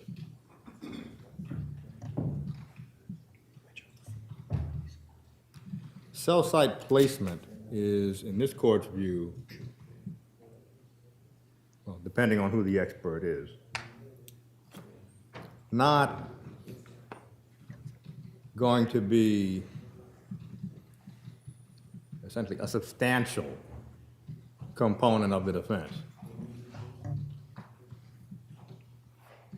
There's no need to, at this point in the trial, to pretend what this case is about. This case is about the credibility of the defendant and the physical evidence. Cell site placement is not going to be a significant component of the defense. So the court is not as concerned about no report for the expert who will testify concerning cell site placement. But concerning memory, the court is concerned. Because that is the gravamen of the defense. If this is just a matter of slipped memory and not willful failure to disclose information, that's a substantial slice of the defense. And the state should have an opportunity to cross-examine. But with a 45-page curriculum vitae and 100 books, the state is not going to have a reasonable opportunity to do that. The court looks back to the testimony of Dr. Ruva. It appeared in that instance the state had a significant opportunity to cross-examine. There was a report. The state combed that report in its examination, its cross-examination. That opportunity is not here. So concerning the memory expert, court grants the motion. Concerning the cell site placement expert, the motion is denied. And Judge, does that also include Dr. Viorica Marion, who apparently was going to testify about linguistics and memory? Yes. I just want to point out, Your Honor, that the court did not allow me to put all the stuff on the record that I was going to put on. So I just want the court to be aware of a couple of things. First of all, the fact that I retained people to consult years ago is very clear that until they were necessary to be witnesses, and that was when Detective Kimball first testified, even while he was still on the stand, that's when it was first disclosed to the state that I intended to call an expert potentially, but I had not yet had an opportunity to follow up with that. But I gave the CVs that I was given at that point. This goes, what the court is doing, I want to be clear, this is the defense. So the court is specifically denying the defendant to put on a defense, and State versus Manousis specifically says the court does not have the authority under the practice book rule that the state had cited in its motions to require the defendant to prepare a report at her expense. So until the decision was made, I've consulted with a lot of experts, including a cell site expert, so I would be able to intelligently, I consulted with a DNA expert, I consulted with a CD tower expert. The question about whether they would be necessary for trial is something that comes up during the course of the state's case and not ahead of time. So to suggest, and I want to note that I was given a note here, one of the things that Attorney Felsen offered to do was give actual transcripts of Dr. Loftus's testimony from other cases, which I know Mr. McGinnis failed to note to the court. So if the court is saying the defendant is not allowed to put on its defense, and that's the main point of its defense, in fact, I would say it's the sole basis of defense other than there is no evidence of her involvement on any of these charges, then at least I want the court and the record to be clear that that's what the court is doing. I'm also aware that every one of, or many of her testimonies are also available on public websites, so they could have looked at that. And again, we're talking about January, so they've had all that time. They give me, and the court has permitted it, the night before I'm given the name of a witness for the next morning. I'm given no extra notice, so that what the court has now done is they've countenanced this entire trial where the state by ambuscade or ambushot.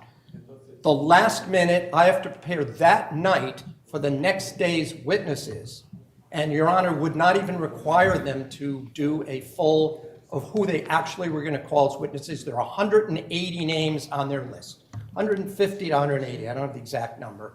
And I was told I have to be ready to cross-examine any one of them because if they're on their list, that's their list. So I want the court to understand that it would be maybe the only case in Connecticut history where the court has precluded the defense because of and I submit, an erroneous allegation by the state that they don't have enough time to prepare. We've sat through hours, we've sat through days, Your Honor, of testimony of witnesses saying we didn't find anything. And I objected to that. The court allowed all that in, even though it had no relevance to the case. And I submit will confuse the jury. Your Honor pointed out I could cross-examine on the absence of evidence. But when it comes to the right to present a defense, it's paramount. We're not on the same team. The state has a burden, has a statutory burden to turn over everything. And there is nothing that this court ordered. There's nothing that was required to be turned over that would require the defense to prepare a report, quote unquote, by experts. And these are not scientific experts. So even the statement about State versus Porter, perhaps Mr. McGinnis doesn't know that under Connecticut law, Connecticut has not adopted the Cumho tire line of cases. So under Connecticut, the only expert Porter hearings have to do with new scientific research, scientific reports, such as DNA and whatnot, and whether STR mix would be admissible. So I just want the court to be aware that, and I'm saying this on the record, the court is denying the defendant her constitutional right under the state and federal constitution to present a defense. Now, the last thing I want to ask is... Before you proceed, counsel, this court's practice is not to impugn counsel, but there is the practice of impugning the court. What the court is doing is the result of what the court is doing may be, in counsel's view, to deny the defendant an effective defense. Yeah, I apologize. I'll rephrase that the effect of the court's ruling is to deny the defendant the right to present a defense. And I just want to clarify, though, is the court also precluding general teaching testimony on the subject as well, even if it does not refer to the specifics of this case? Well, the court has no idea what is going to be the testimony. That's the concern. Well, I And didn't. here's what the court did not want and would not allow. That there be a rerun of these 7 hours and the videos be stopped, and then the expert is asked, what about this? What about that? 25 minutes in, what about that? 18 minutes after that, what about that? The court wouldn't allow that. So even if the court were to indicate there'd be some testimony allowed, it wouldn't allow that. Understood. And the court's second view is there's a Sixth Amendment right to a speedy and public trial before an impartial jury in the state and district in which the crime shall have been committed, which shall have been previously ascertained by law. The defendant shall have the right to cross-examine, bring in their own witnesses, subpoena witnesses, and have counsel for their defense. That does not mean a defendant can present any kind of defense at any time for however long with whatever continuance is needed in any manner.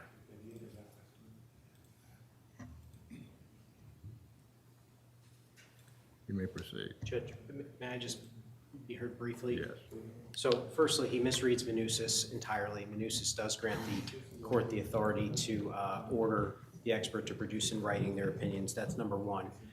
Number two, I would just note that Attorney Schoenhorn's argument really is a house of cards and it collapses because what he indicated is that once again a false equivalency, that somehow the court is being unfair to the defense because they're only finding out who the witnesses are a day in advance because they're on our witness list. Listen carefully to that. I'm sorry, I wasn't done, Your they're on Honor, our and I thought witness he was list. going to interject and said he's now doing his rebuttal. They're- I'm The not court is used going- to The that. court is going to give both counsel their opportunity, so we're not in a rush. The difference, of course, is that our witnesses were actually on our witness list and theirs wasn't. So the argument, quite frankly, collapses on its face. Attorney Schoenhorn. Yes. The defense, I want to be clear, does not have a duty to produce a list of witnesses. Once a person is determined to be a witness, depending on the state's case, it is immediately produced, even though that's not the requirement. But what I just heard say was the court has the authority to order an expert to prepare a report, but the court never did that. So the fact that Manousis, in I think dictum, says that under one of the practice book rules, the court could order that, that didn't happen here. And what Manousis says is that under the practice book rule does not require a witness to prepare a report. And I'm indicating that we are in the process of interviewing those witnesses as it pertains to this case. So if the court wishes, and if that's going to be the issue, then between now and Tuesday, we will prepare a discovery response that will cover the areas that the witness is intending to respond to. But to suggest that we should be precluded from putting on testimony about how things like sleep deprivation, stress, etc., affect people's memory, the fact multiple people questioning at the same time, the implantation of, by drilling into somebody, memories that then by the next time they become to believe is their own, again, without specific reference to any particular person. It's based on her, for example, with Dr. Loftus, her 40 years of research and study. Well, the court understands, counsel. The issue for the court is not whether there is what would be referred to as a report. As counsel knows, you can submit, or it has been submitted when a brief is asked for, a letter brief. The court hopes counsel has seen those. I have, yes. Or some sort of, in technical areas, some sort of abstract. But when there's nothing, that tilts the seesaw of fairness. So your expert, again, in this court's view, can cut and paste and put something together very quickly. All right, I understand. May I be heard, Judge? Yes. I mean, I would object to the defense being given that opportunity at this point, because we've been asking for it.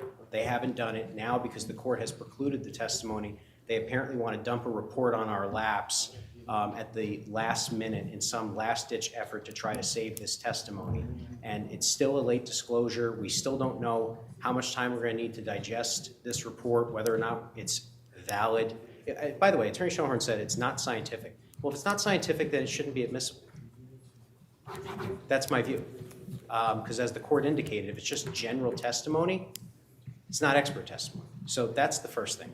But to try to have them resurrect this proffer after just arguing with the court for 15 minutes about how they didn't have to produce a report, I'd ask the court to not revisit its ruling, because we're still going to be in the place we are, which is we're going to get a report dumped on our lap on Monday night, and we're going to be expected to cross next week, and it's unfair. Well, here's what the court is inclined to do. Of course, the report is going to be admitted as a full exhibit, correct? If there is a report, that's what generally would have to happen.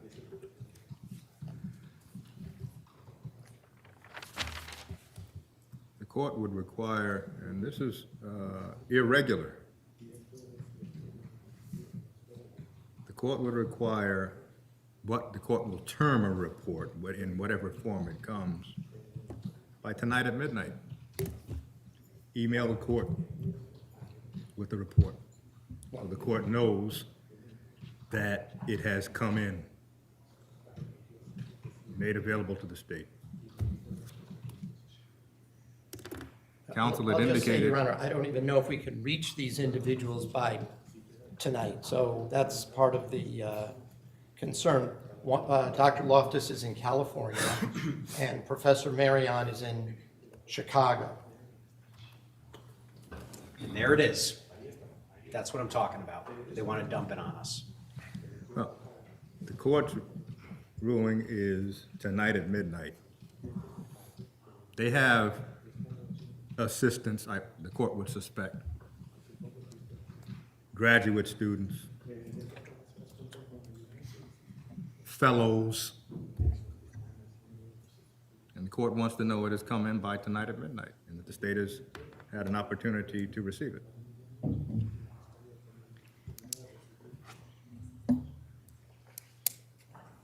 We need 5-minute recess so we can make a phone call right now. That's fine.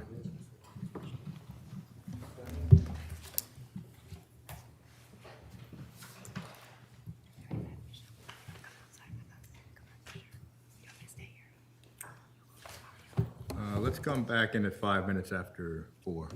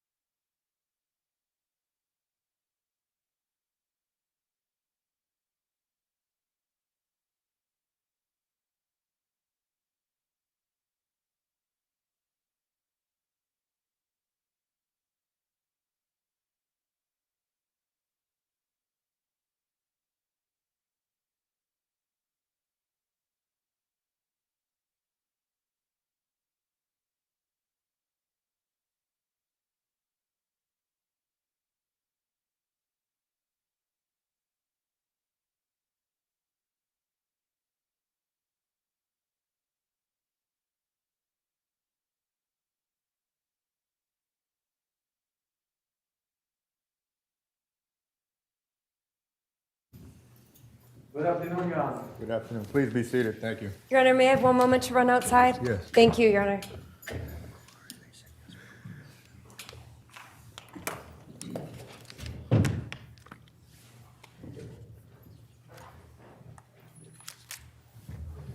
And Mr. Marshall, when the jury comes in, the audience need not stand up. Yes, Your Honor.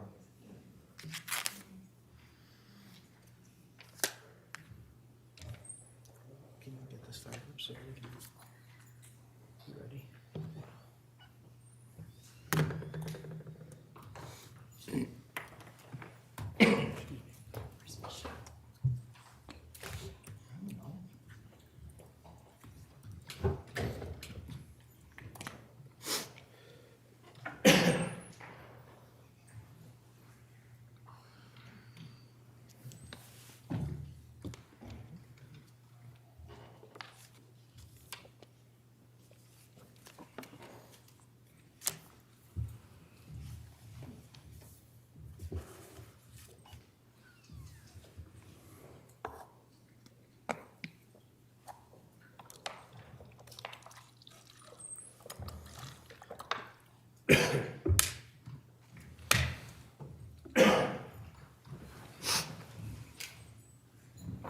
You can bring the jury in, please.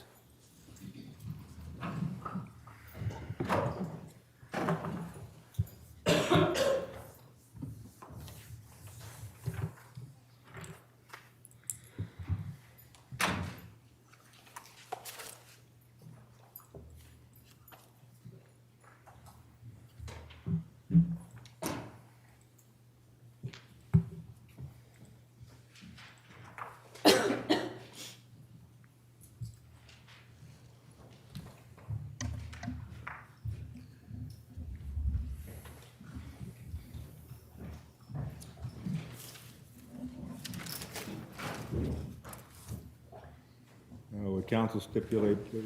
Yes, Judge. Yes. Judge, we're going to pick it back up at 2:27:29 PM.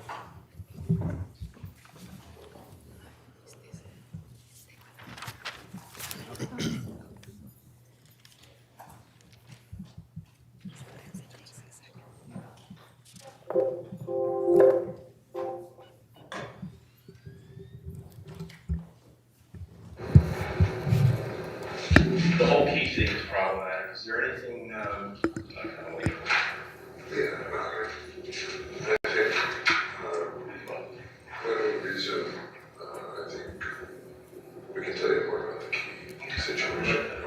Okay. okay. Do you need anything? Do you use bathroom? Do you need a coat? How do you feel like you're doing right now with us? Obviously, I'm not comfortable, but not because of you guys. Do you feel more truthful with us? Because I'm not sure I do. Well, I tell you, everything this has been like very shocking to me. I understand that. And like when we spoke 2 months ago, I mean, I was like completely in shock. I've been really working hard with Andy to try to to figure out and bring my memory back to all details. What has helped me is chats, pictures, Okay. that I've been recollecting from people. You bring up one picture, and I think that's a good word to use. Because we're here to determine which of these pictures, which of these folders is pretty thin folders, right? Are these gonna stay thin, or are they gonna continue on being, having photos put into them? So there are certain things in my mind that are not gonna be anymore, okay? This is you in photos, right? Yeah, Okay. I This is not gonna be anymore, ever. I'm just guessing. Okay. There are some other things that I'm hoping you still have an opportunity to partake in. I mean, you got some nice, you fill in some nice strips. Okay, this is you in your family in Cuba, I believe, one of those photographs. Right, these are your family. right? Well, You, this is my okay, best this is your friend. family, right? It's not family, this is my best friend, my Friend? best friend, Okay. and this is the wife of him, this is the kid of him. But these people are important to you, right? Yes, of course. Is this person important to you? Okay. No, because he got me into all He this. got you into a lot of crap. These people are important to you, right? Yeah. No, I have to guess. Which time on? 10 of the one they were 30, 24, 25. We won't bring it up in all states. It's fine. Is this person important to you, Michelle? Yes. Okay. Because quite frankly, this person is, I don't even know Nicole, but she's important to me because I don't want her to be without her mother. And I'll tell you right now, the way that things are going, I'm not feeling overly confident that you're being truthful enough with us to keep yourself together with her. Because, you know, Jennifer Valente? Jennifer Valente, she and her boyfriend, Kyle David, she was sitting in your chair one time telling us stories, kind of like what you're telling us. You know where she is right now? She's in prison for 8 years. I don't want that to be you, because I don't want her to be without her mom. So you need, we're not asking you difficult questions. These are things, Michelle, these are, I want you to tell what happened to Jennifer. What do you know about what Fotis did to Jennifer? That's what I want to know. Okay, I don't Do you need a know. break? Let's take a break. Yeah, take a few minutes and then I'll. Okay. I think that's a lot. It's just, I'm trying to kind of shock you a little bit because this is what it comes down to. All right? I have a few minutes. We're gonna, we have to do it out because we have to. But if you want to go somewhere private, we can. Yeah, you wanna go somewhere else, that's fine, yeah, okay. Go anywhere you want. All right, if you could just show us where I wanna. Oh, no, that's fine.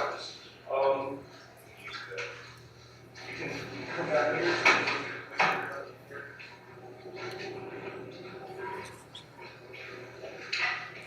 Just going to pause it at 2:32:08. Detective, in that last segment, you suggested to Attorney Bowman to take a break or asked if they needed a break. Is that correct? That's correct. And why did you do that? We wanted to have a little bit of regrouping. We give him a chance to speak to his client and hopefully talk some sense into her. All right. At this point, Judge, if I, with the court's permission, can I jump ahead 30 seconds at a Yes. time until everyone returns? Yes.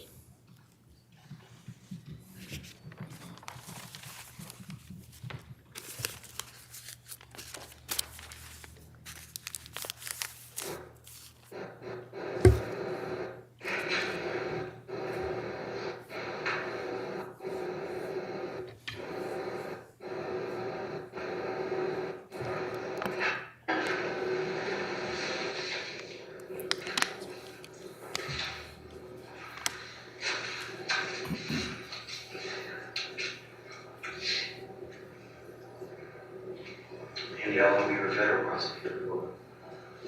Oh, little under 3 years. I was, when I was, let's say I was out for 2 years, then I was a federal defender. So I did that for about 4 years. I had 3 assistants who did the whole state. It's a bigger office now. Yeah. Branch out a little bit. One of the guys who was an assistant of mine, who we spent six months on trial, is now on trial in Washington, D.C. Really? Yeah, Gregory Craig, one of the best lawyers, who was charged in connection with, he was retained by the Ukrainian government. Really? And they charged him in connection with the Foreign Agent Registration Act. So he's actually on trial. Wow. People find themselves in the, Precarious predicaments. This guy was, he was Assistant Secretary of State. He was, one of the best lawyers in Washington. Just just going to pause it at 2:40:26. Attorney Bowman is speaking with another gentleman. Who's the other gentleman? That's Detective Chris Allegro. All right, thank you.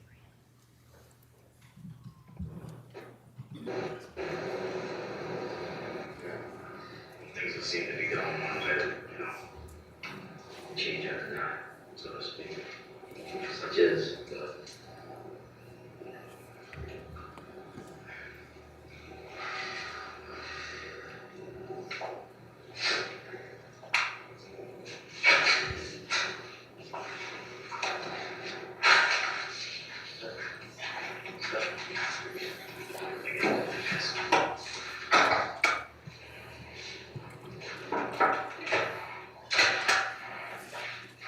You want this?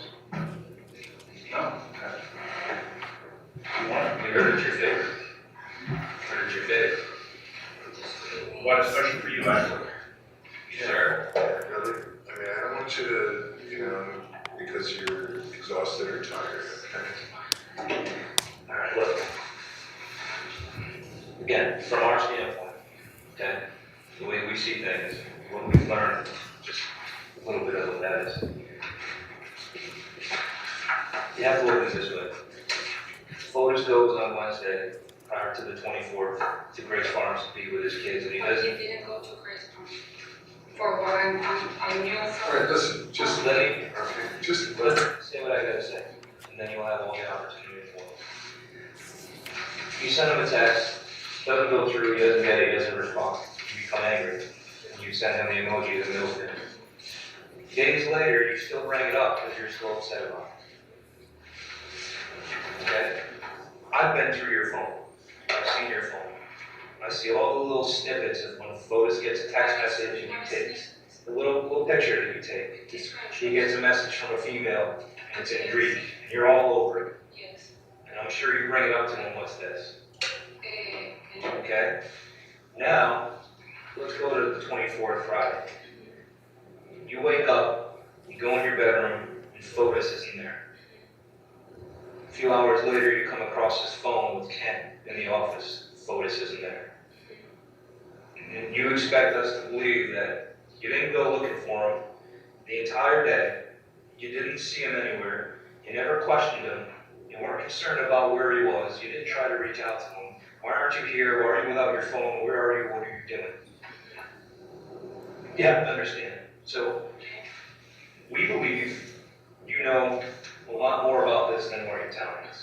Okay? You don't want to call them lies, call them whatever you want. Then this document comes into play.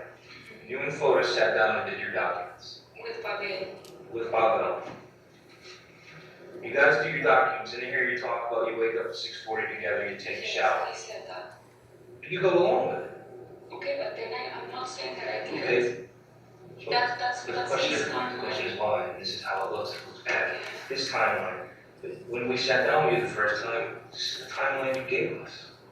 I'm not Because really. I took the shower, I can read it to you. It's here, Michelle. So let me finish my point. Okay, so you're going through all this stuff. But what do you not tell us about? You don't tell us about the ride to Hartford. We had to bring that up. In fact, it's not even in here. Never happened, but it did. Okay, let me finish. You don't tell us about the key that just happens to end up in the Cherokee, but Pavel told us about the key. He even saw the key. And then he and Fotis disappear. And when they come back, you and the key are gone. Not the way you said it happened, but the way Pavel said it happened. We have to call you, and you have to bring the key back to them. But I didn't bring the key back. So let me finish my point. So that's not in here. Then we fast forward to the 29th, and the car wash. None of that's in here, and that's all important stuff.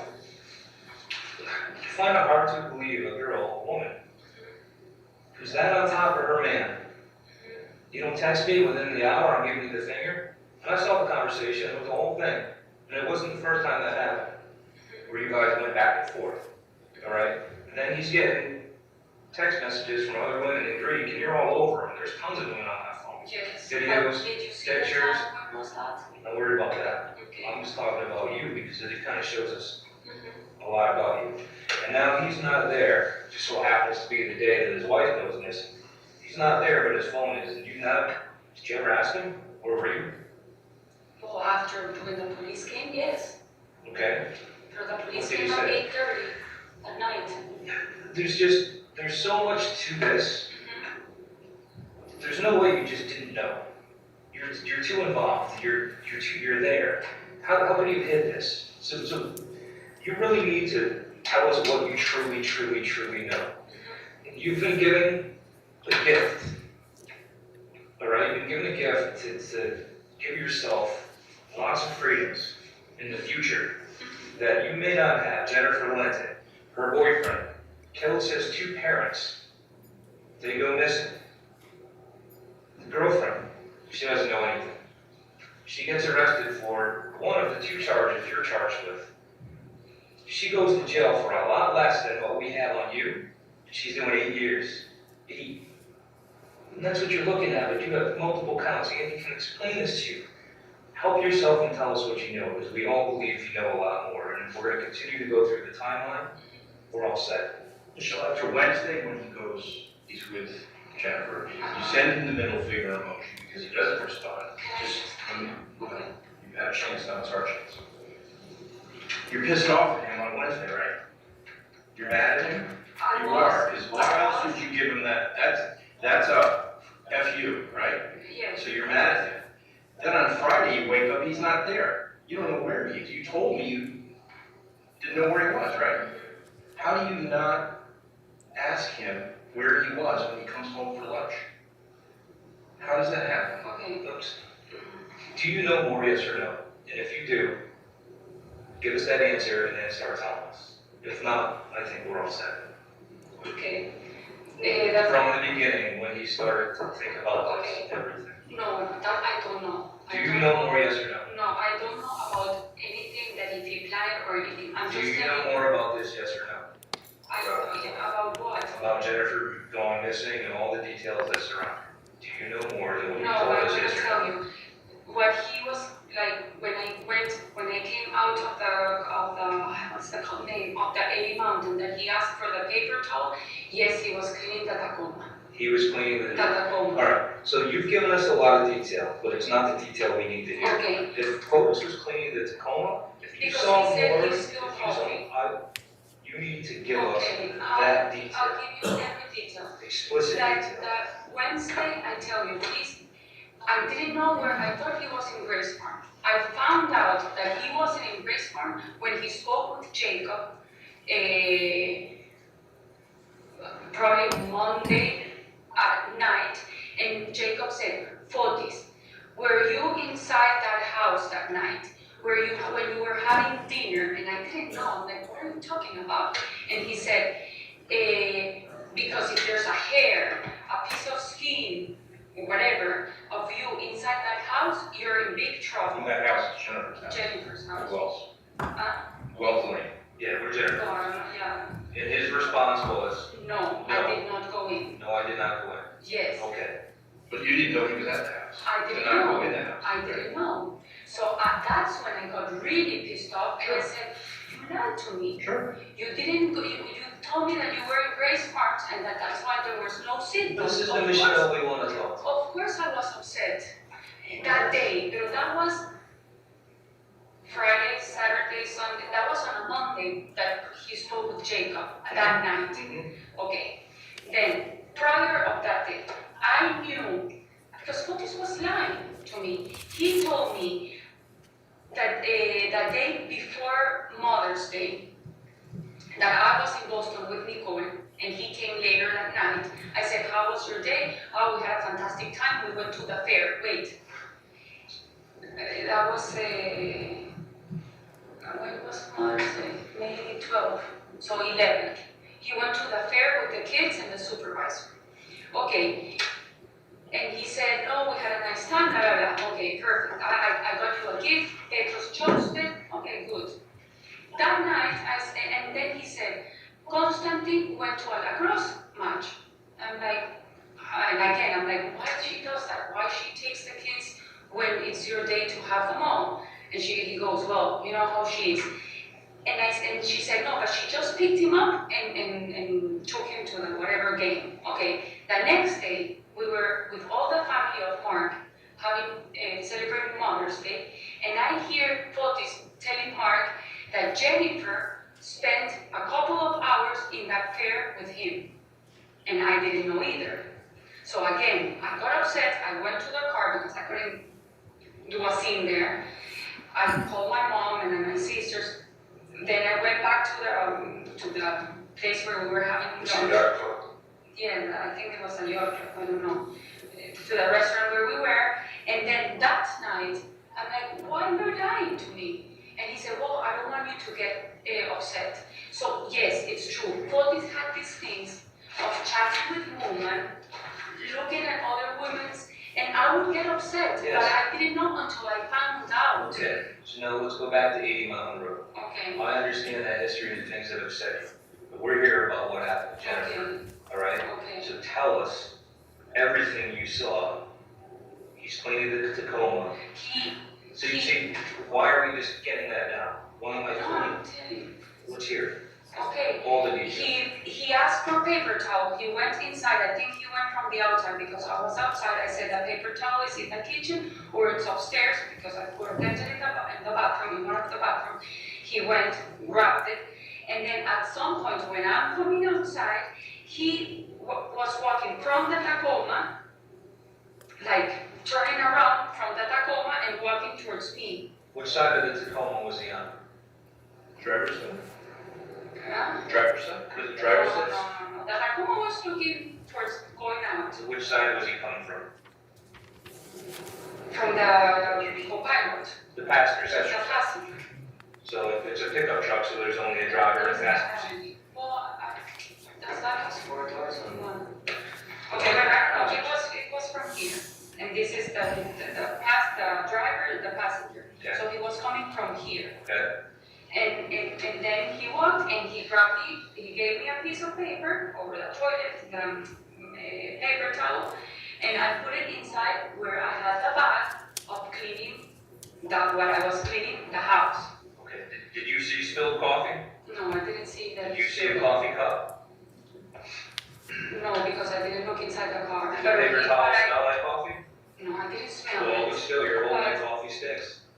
I hold the paper towel, but I didn't smell it, I didn't see that, But even still, you didn't smell coffee. no. You know how coffee is when you smell it, it stinks. Yeah. Smell it. Yeah, Mile away. that's true, yeah. What other detail can you give? The other detail, before Pavel arrived, we were against a Tacoma. Can I put a? Don't. Bueno, he was behind me. I push him like that. I turn around. I put my hands in his pocket, and he goes like this and said, "I'll give you the surprise tonight," something like that. He made like a joke, and that's when Pavel arrived. Does that happen on the passenger side of the car? Yes, because the Tacoma was looking that way. I'm gonna ask you a question, I'm just curious, for my own mind. When you're on the passenger side of the car, are you guys fooling around? Yes. Yeah, okay. That's all I need to do. I'm going to pause it at 2:53:47. The defendant just indicated that her and Mr. Dulos were fooling around on the passenger side of what vehicle? The Toyota Tacoma. Now, at any point during your June 2nd, 2019 interview, did the defendant give this detail that her and Fotis were being physical with each other? Not at all, no. How about on June 6, 2019? No, not at all.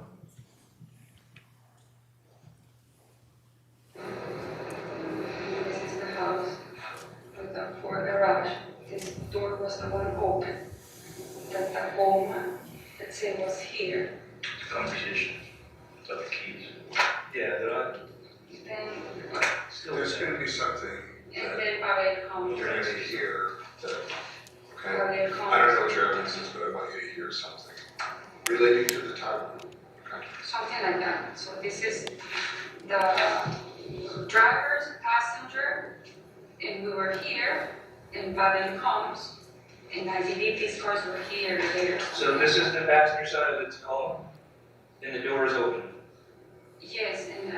All right, Michelle, I'm just gonna ask you, Yes, are you guys having sex? You and Fotis? not with our clothes on, but You he were, was. you were getting there, and then Pavel arrived? Yeah, but we weren't, I don't think we were gonna have sex. Okay. But yes, we were like, So regardless, you guys were fooling around in a sense, actually, Yes, in the passenger side of the Tacoma with the door open. yes, And that's at 80 Mountain on the 24th, on that, yes. after Fotis has cleaned that car. Yes, because he gave me the paper, I went in and then I came out. Okay. So, please continue. But it arrives, they make like a joke, no, because like 3 weeks later or 1 week before, Ariel found us in the kitchen. And since that day, we were making jokes, like, okay, we're not doing anything, Okay. anything. I think Pavel says something about a bicycle. He talks about a bicycle. Okay, tell me about the bicycle. No, he said, oh, you're riding bicycle, you're doing rides with a bicycle. And that's before they were talking, that was either before or after talking about 61 Sturbridge. All right. What did he mean? Pavel says this today, on the 24th, the bicycle conversation comes up. Yes, So Pavel, I'm almost just let me just sure. kind But of make then, sure I then understand. I saw Pavel on Tuesday, when the timeline, with the three of us. Did Pavel say that he saw a bicycle in New Canaan on the 24th at 61 Sturbridge? No, I'm trying to understand. So there was a bicycle at this house. Which bike was it? Not a motorcycle, a bicycle. A bicycle? Yes, Okay. for this old bicycle. What color is it?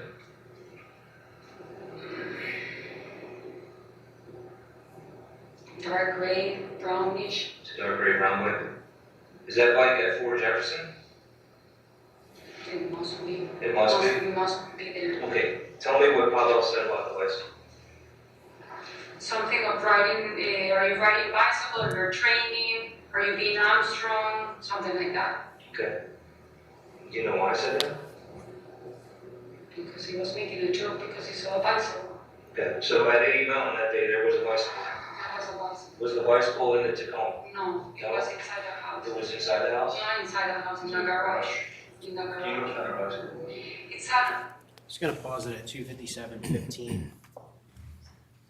The defendant just indicated to you that she saw a bicycle in the garage of what residence? Of 80 Mountain Spring Road. On June 2nd, 2019, did the defendant indicate to you that she had seen Fotis Dulos' bicycle at 80 Mountain Spring Road? No, not at all. How about on June 6th, 2019? Did that detail come out? No, it did not. an old bicycle of 40s that 40 said that he had it since he was like 18. Because I have, when I went to pick up my stuff, I grabbed the 3 bicycles, 2 that are mine, and I have them, they're in the hotel. The mountain one, the street one, those 2 are mine, and a street of 40s that is like gray. But that one, we bought these 2 together like last year. And was that bicycle at 80 Mountain ever before? Which Excuse me, the bicycle that they're talking about, the gray. I don't know, because I go to this house only when he shows it to some clients in particular. And no kind of, you don't know what kind of bike it is? No, but it's an old one. It's like a Is 20. it a Mercier? I know it's supposed to be a good bicycle, but old, Okay. So what else? and that's it. And then at some point we all leave. All right, so now let's talk about the keys. Mhm. I'm just gonna be open with you, just gonna tell you. Pavel sees the keys hanging in the passenger side door when Okay, he arrives at 80 Mountain. okay, He and Fotis go for a walk and they talk about the grass that's coming up nicely, the area where the ribbon is. According to Pavel, that's when you leave, and when they come back, the keys are gone. so. Suggesting that you then I took the took keys. So I'm just going to pause it at 2:58:49. Detective Clabby was relating what Pavel Gumiani had stated during his interview. Is that correct? Yes, correct. But that's not exactly what Mr. Gumiani said, correct? That's correct. That was not what Mr. Guimini had said. What information did Mr. Gumiani provide during his interview? Mr. Guimini indicated that. Objection, hearsay. Well, the question is, what did Mr. Gumeni say during his 10-hour interview? concerning the bicycle. And the objection is hearsay. Well, the panoramic view of what is being shown to the jury is relevant to the questions that are being asked of the defendant. So then in this court view, offered for the truth, but how the police are going to interrogate the defendant concerning the bike. Overruled. What did Mr. Cominier say regarding the keys? Mr. Gwynny said that he was leaving, when he left 80 Mountain Spring Road, he left in the Raptor. As he was leaving, he saw the keys to his vehicle in the door of his vehicle. He thought for a moment to retrieve them. At that time, he decided that he was going to be coming right back. He left them. He left, and when he returned with Fotis Dulos in the Raptor, the keys were missing.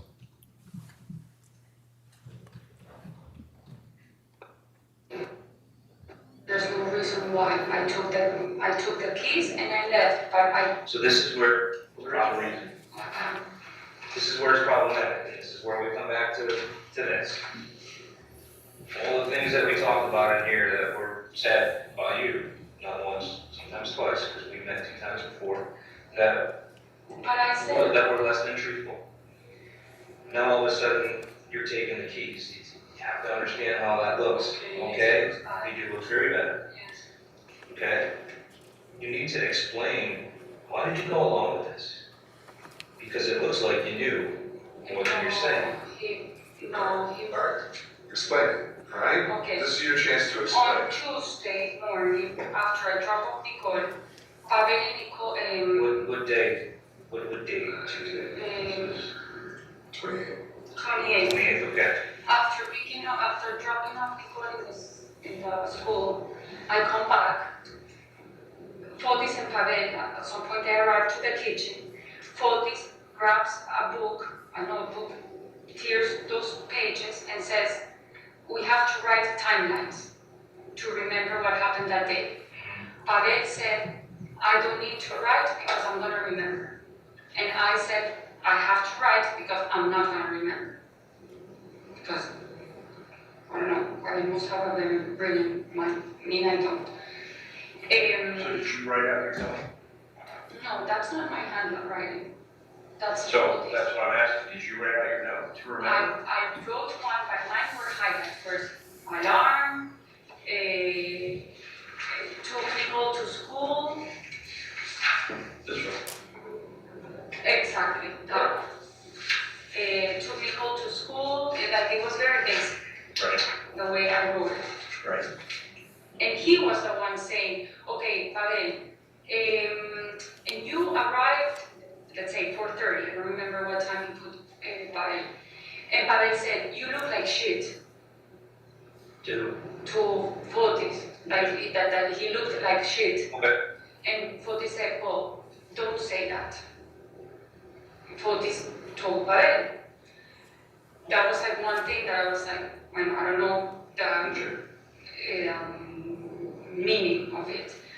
Then he said, Michi, you took the keys from Pavel's car. And I said, okay, yes. Like, it wasn't like important for me. Well, it wasn't important because first, I thought that to write a timeline was to kind of remember what you did that day. Which if you see my timeline has nothing. It was like alarm. So Pavel said you took the keys and Fotis said. Fotis said it to me. Fotis. Fotis said that? Fotis said it. He said, Michi, you took the keys. And I said, yes. And he said, and we have to go back and get the car. Or pick up the pickup truck.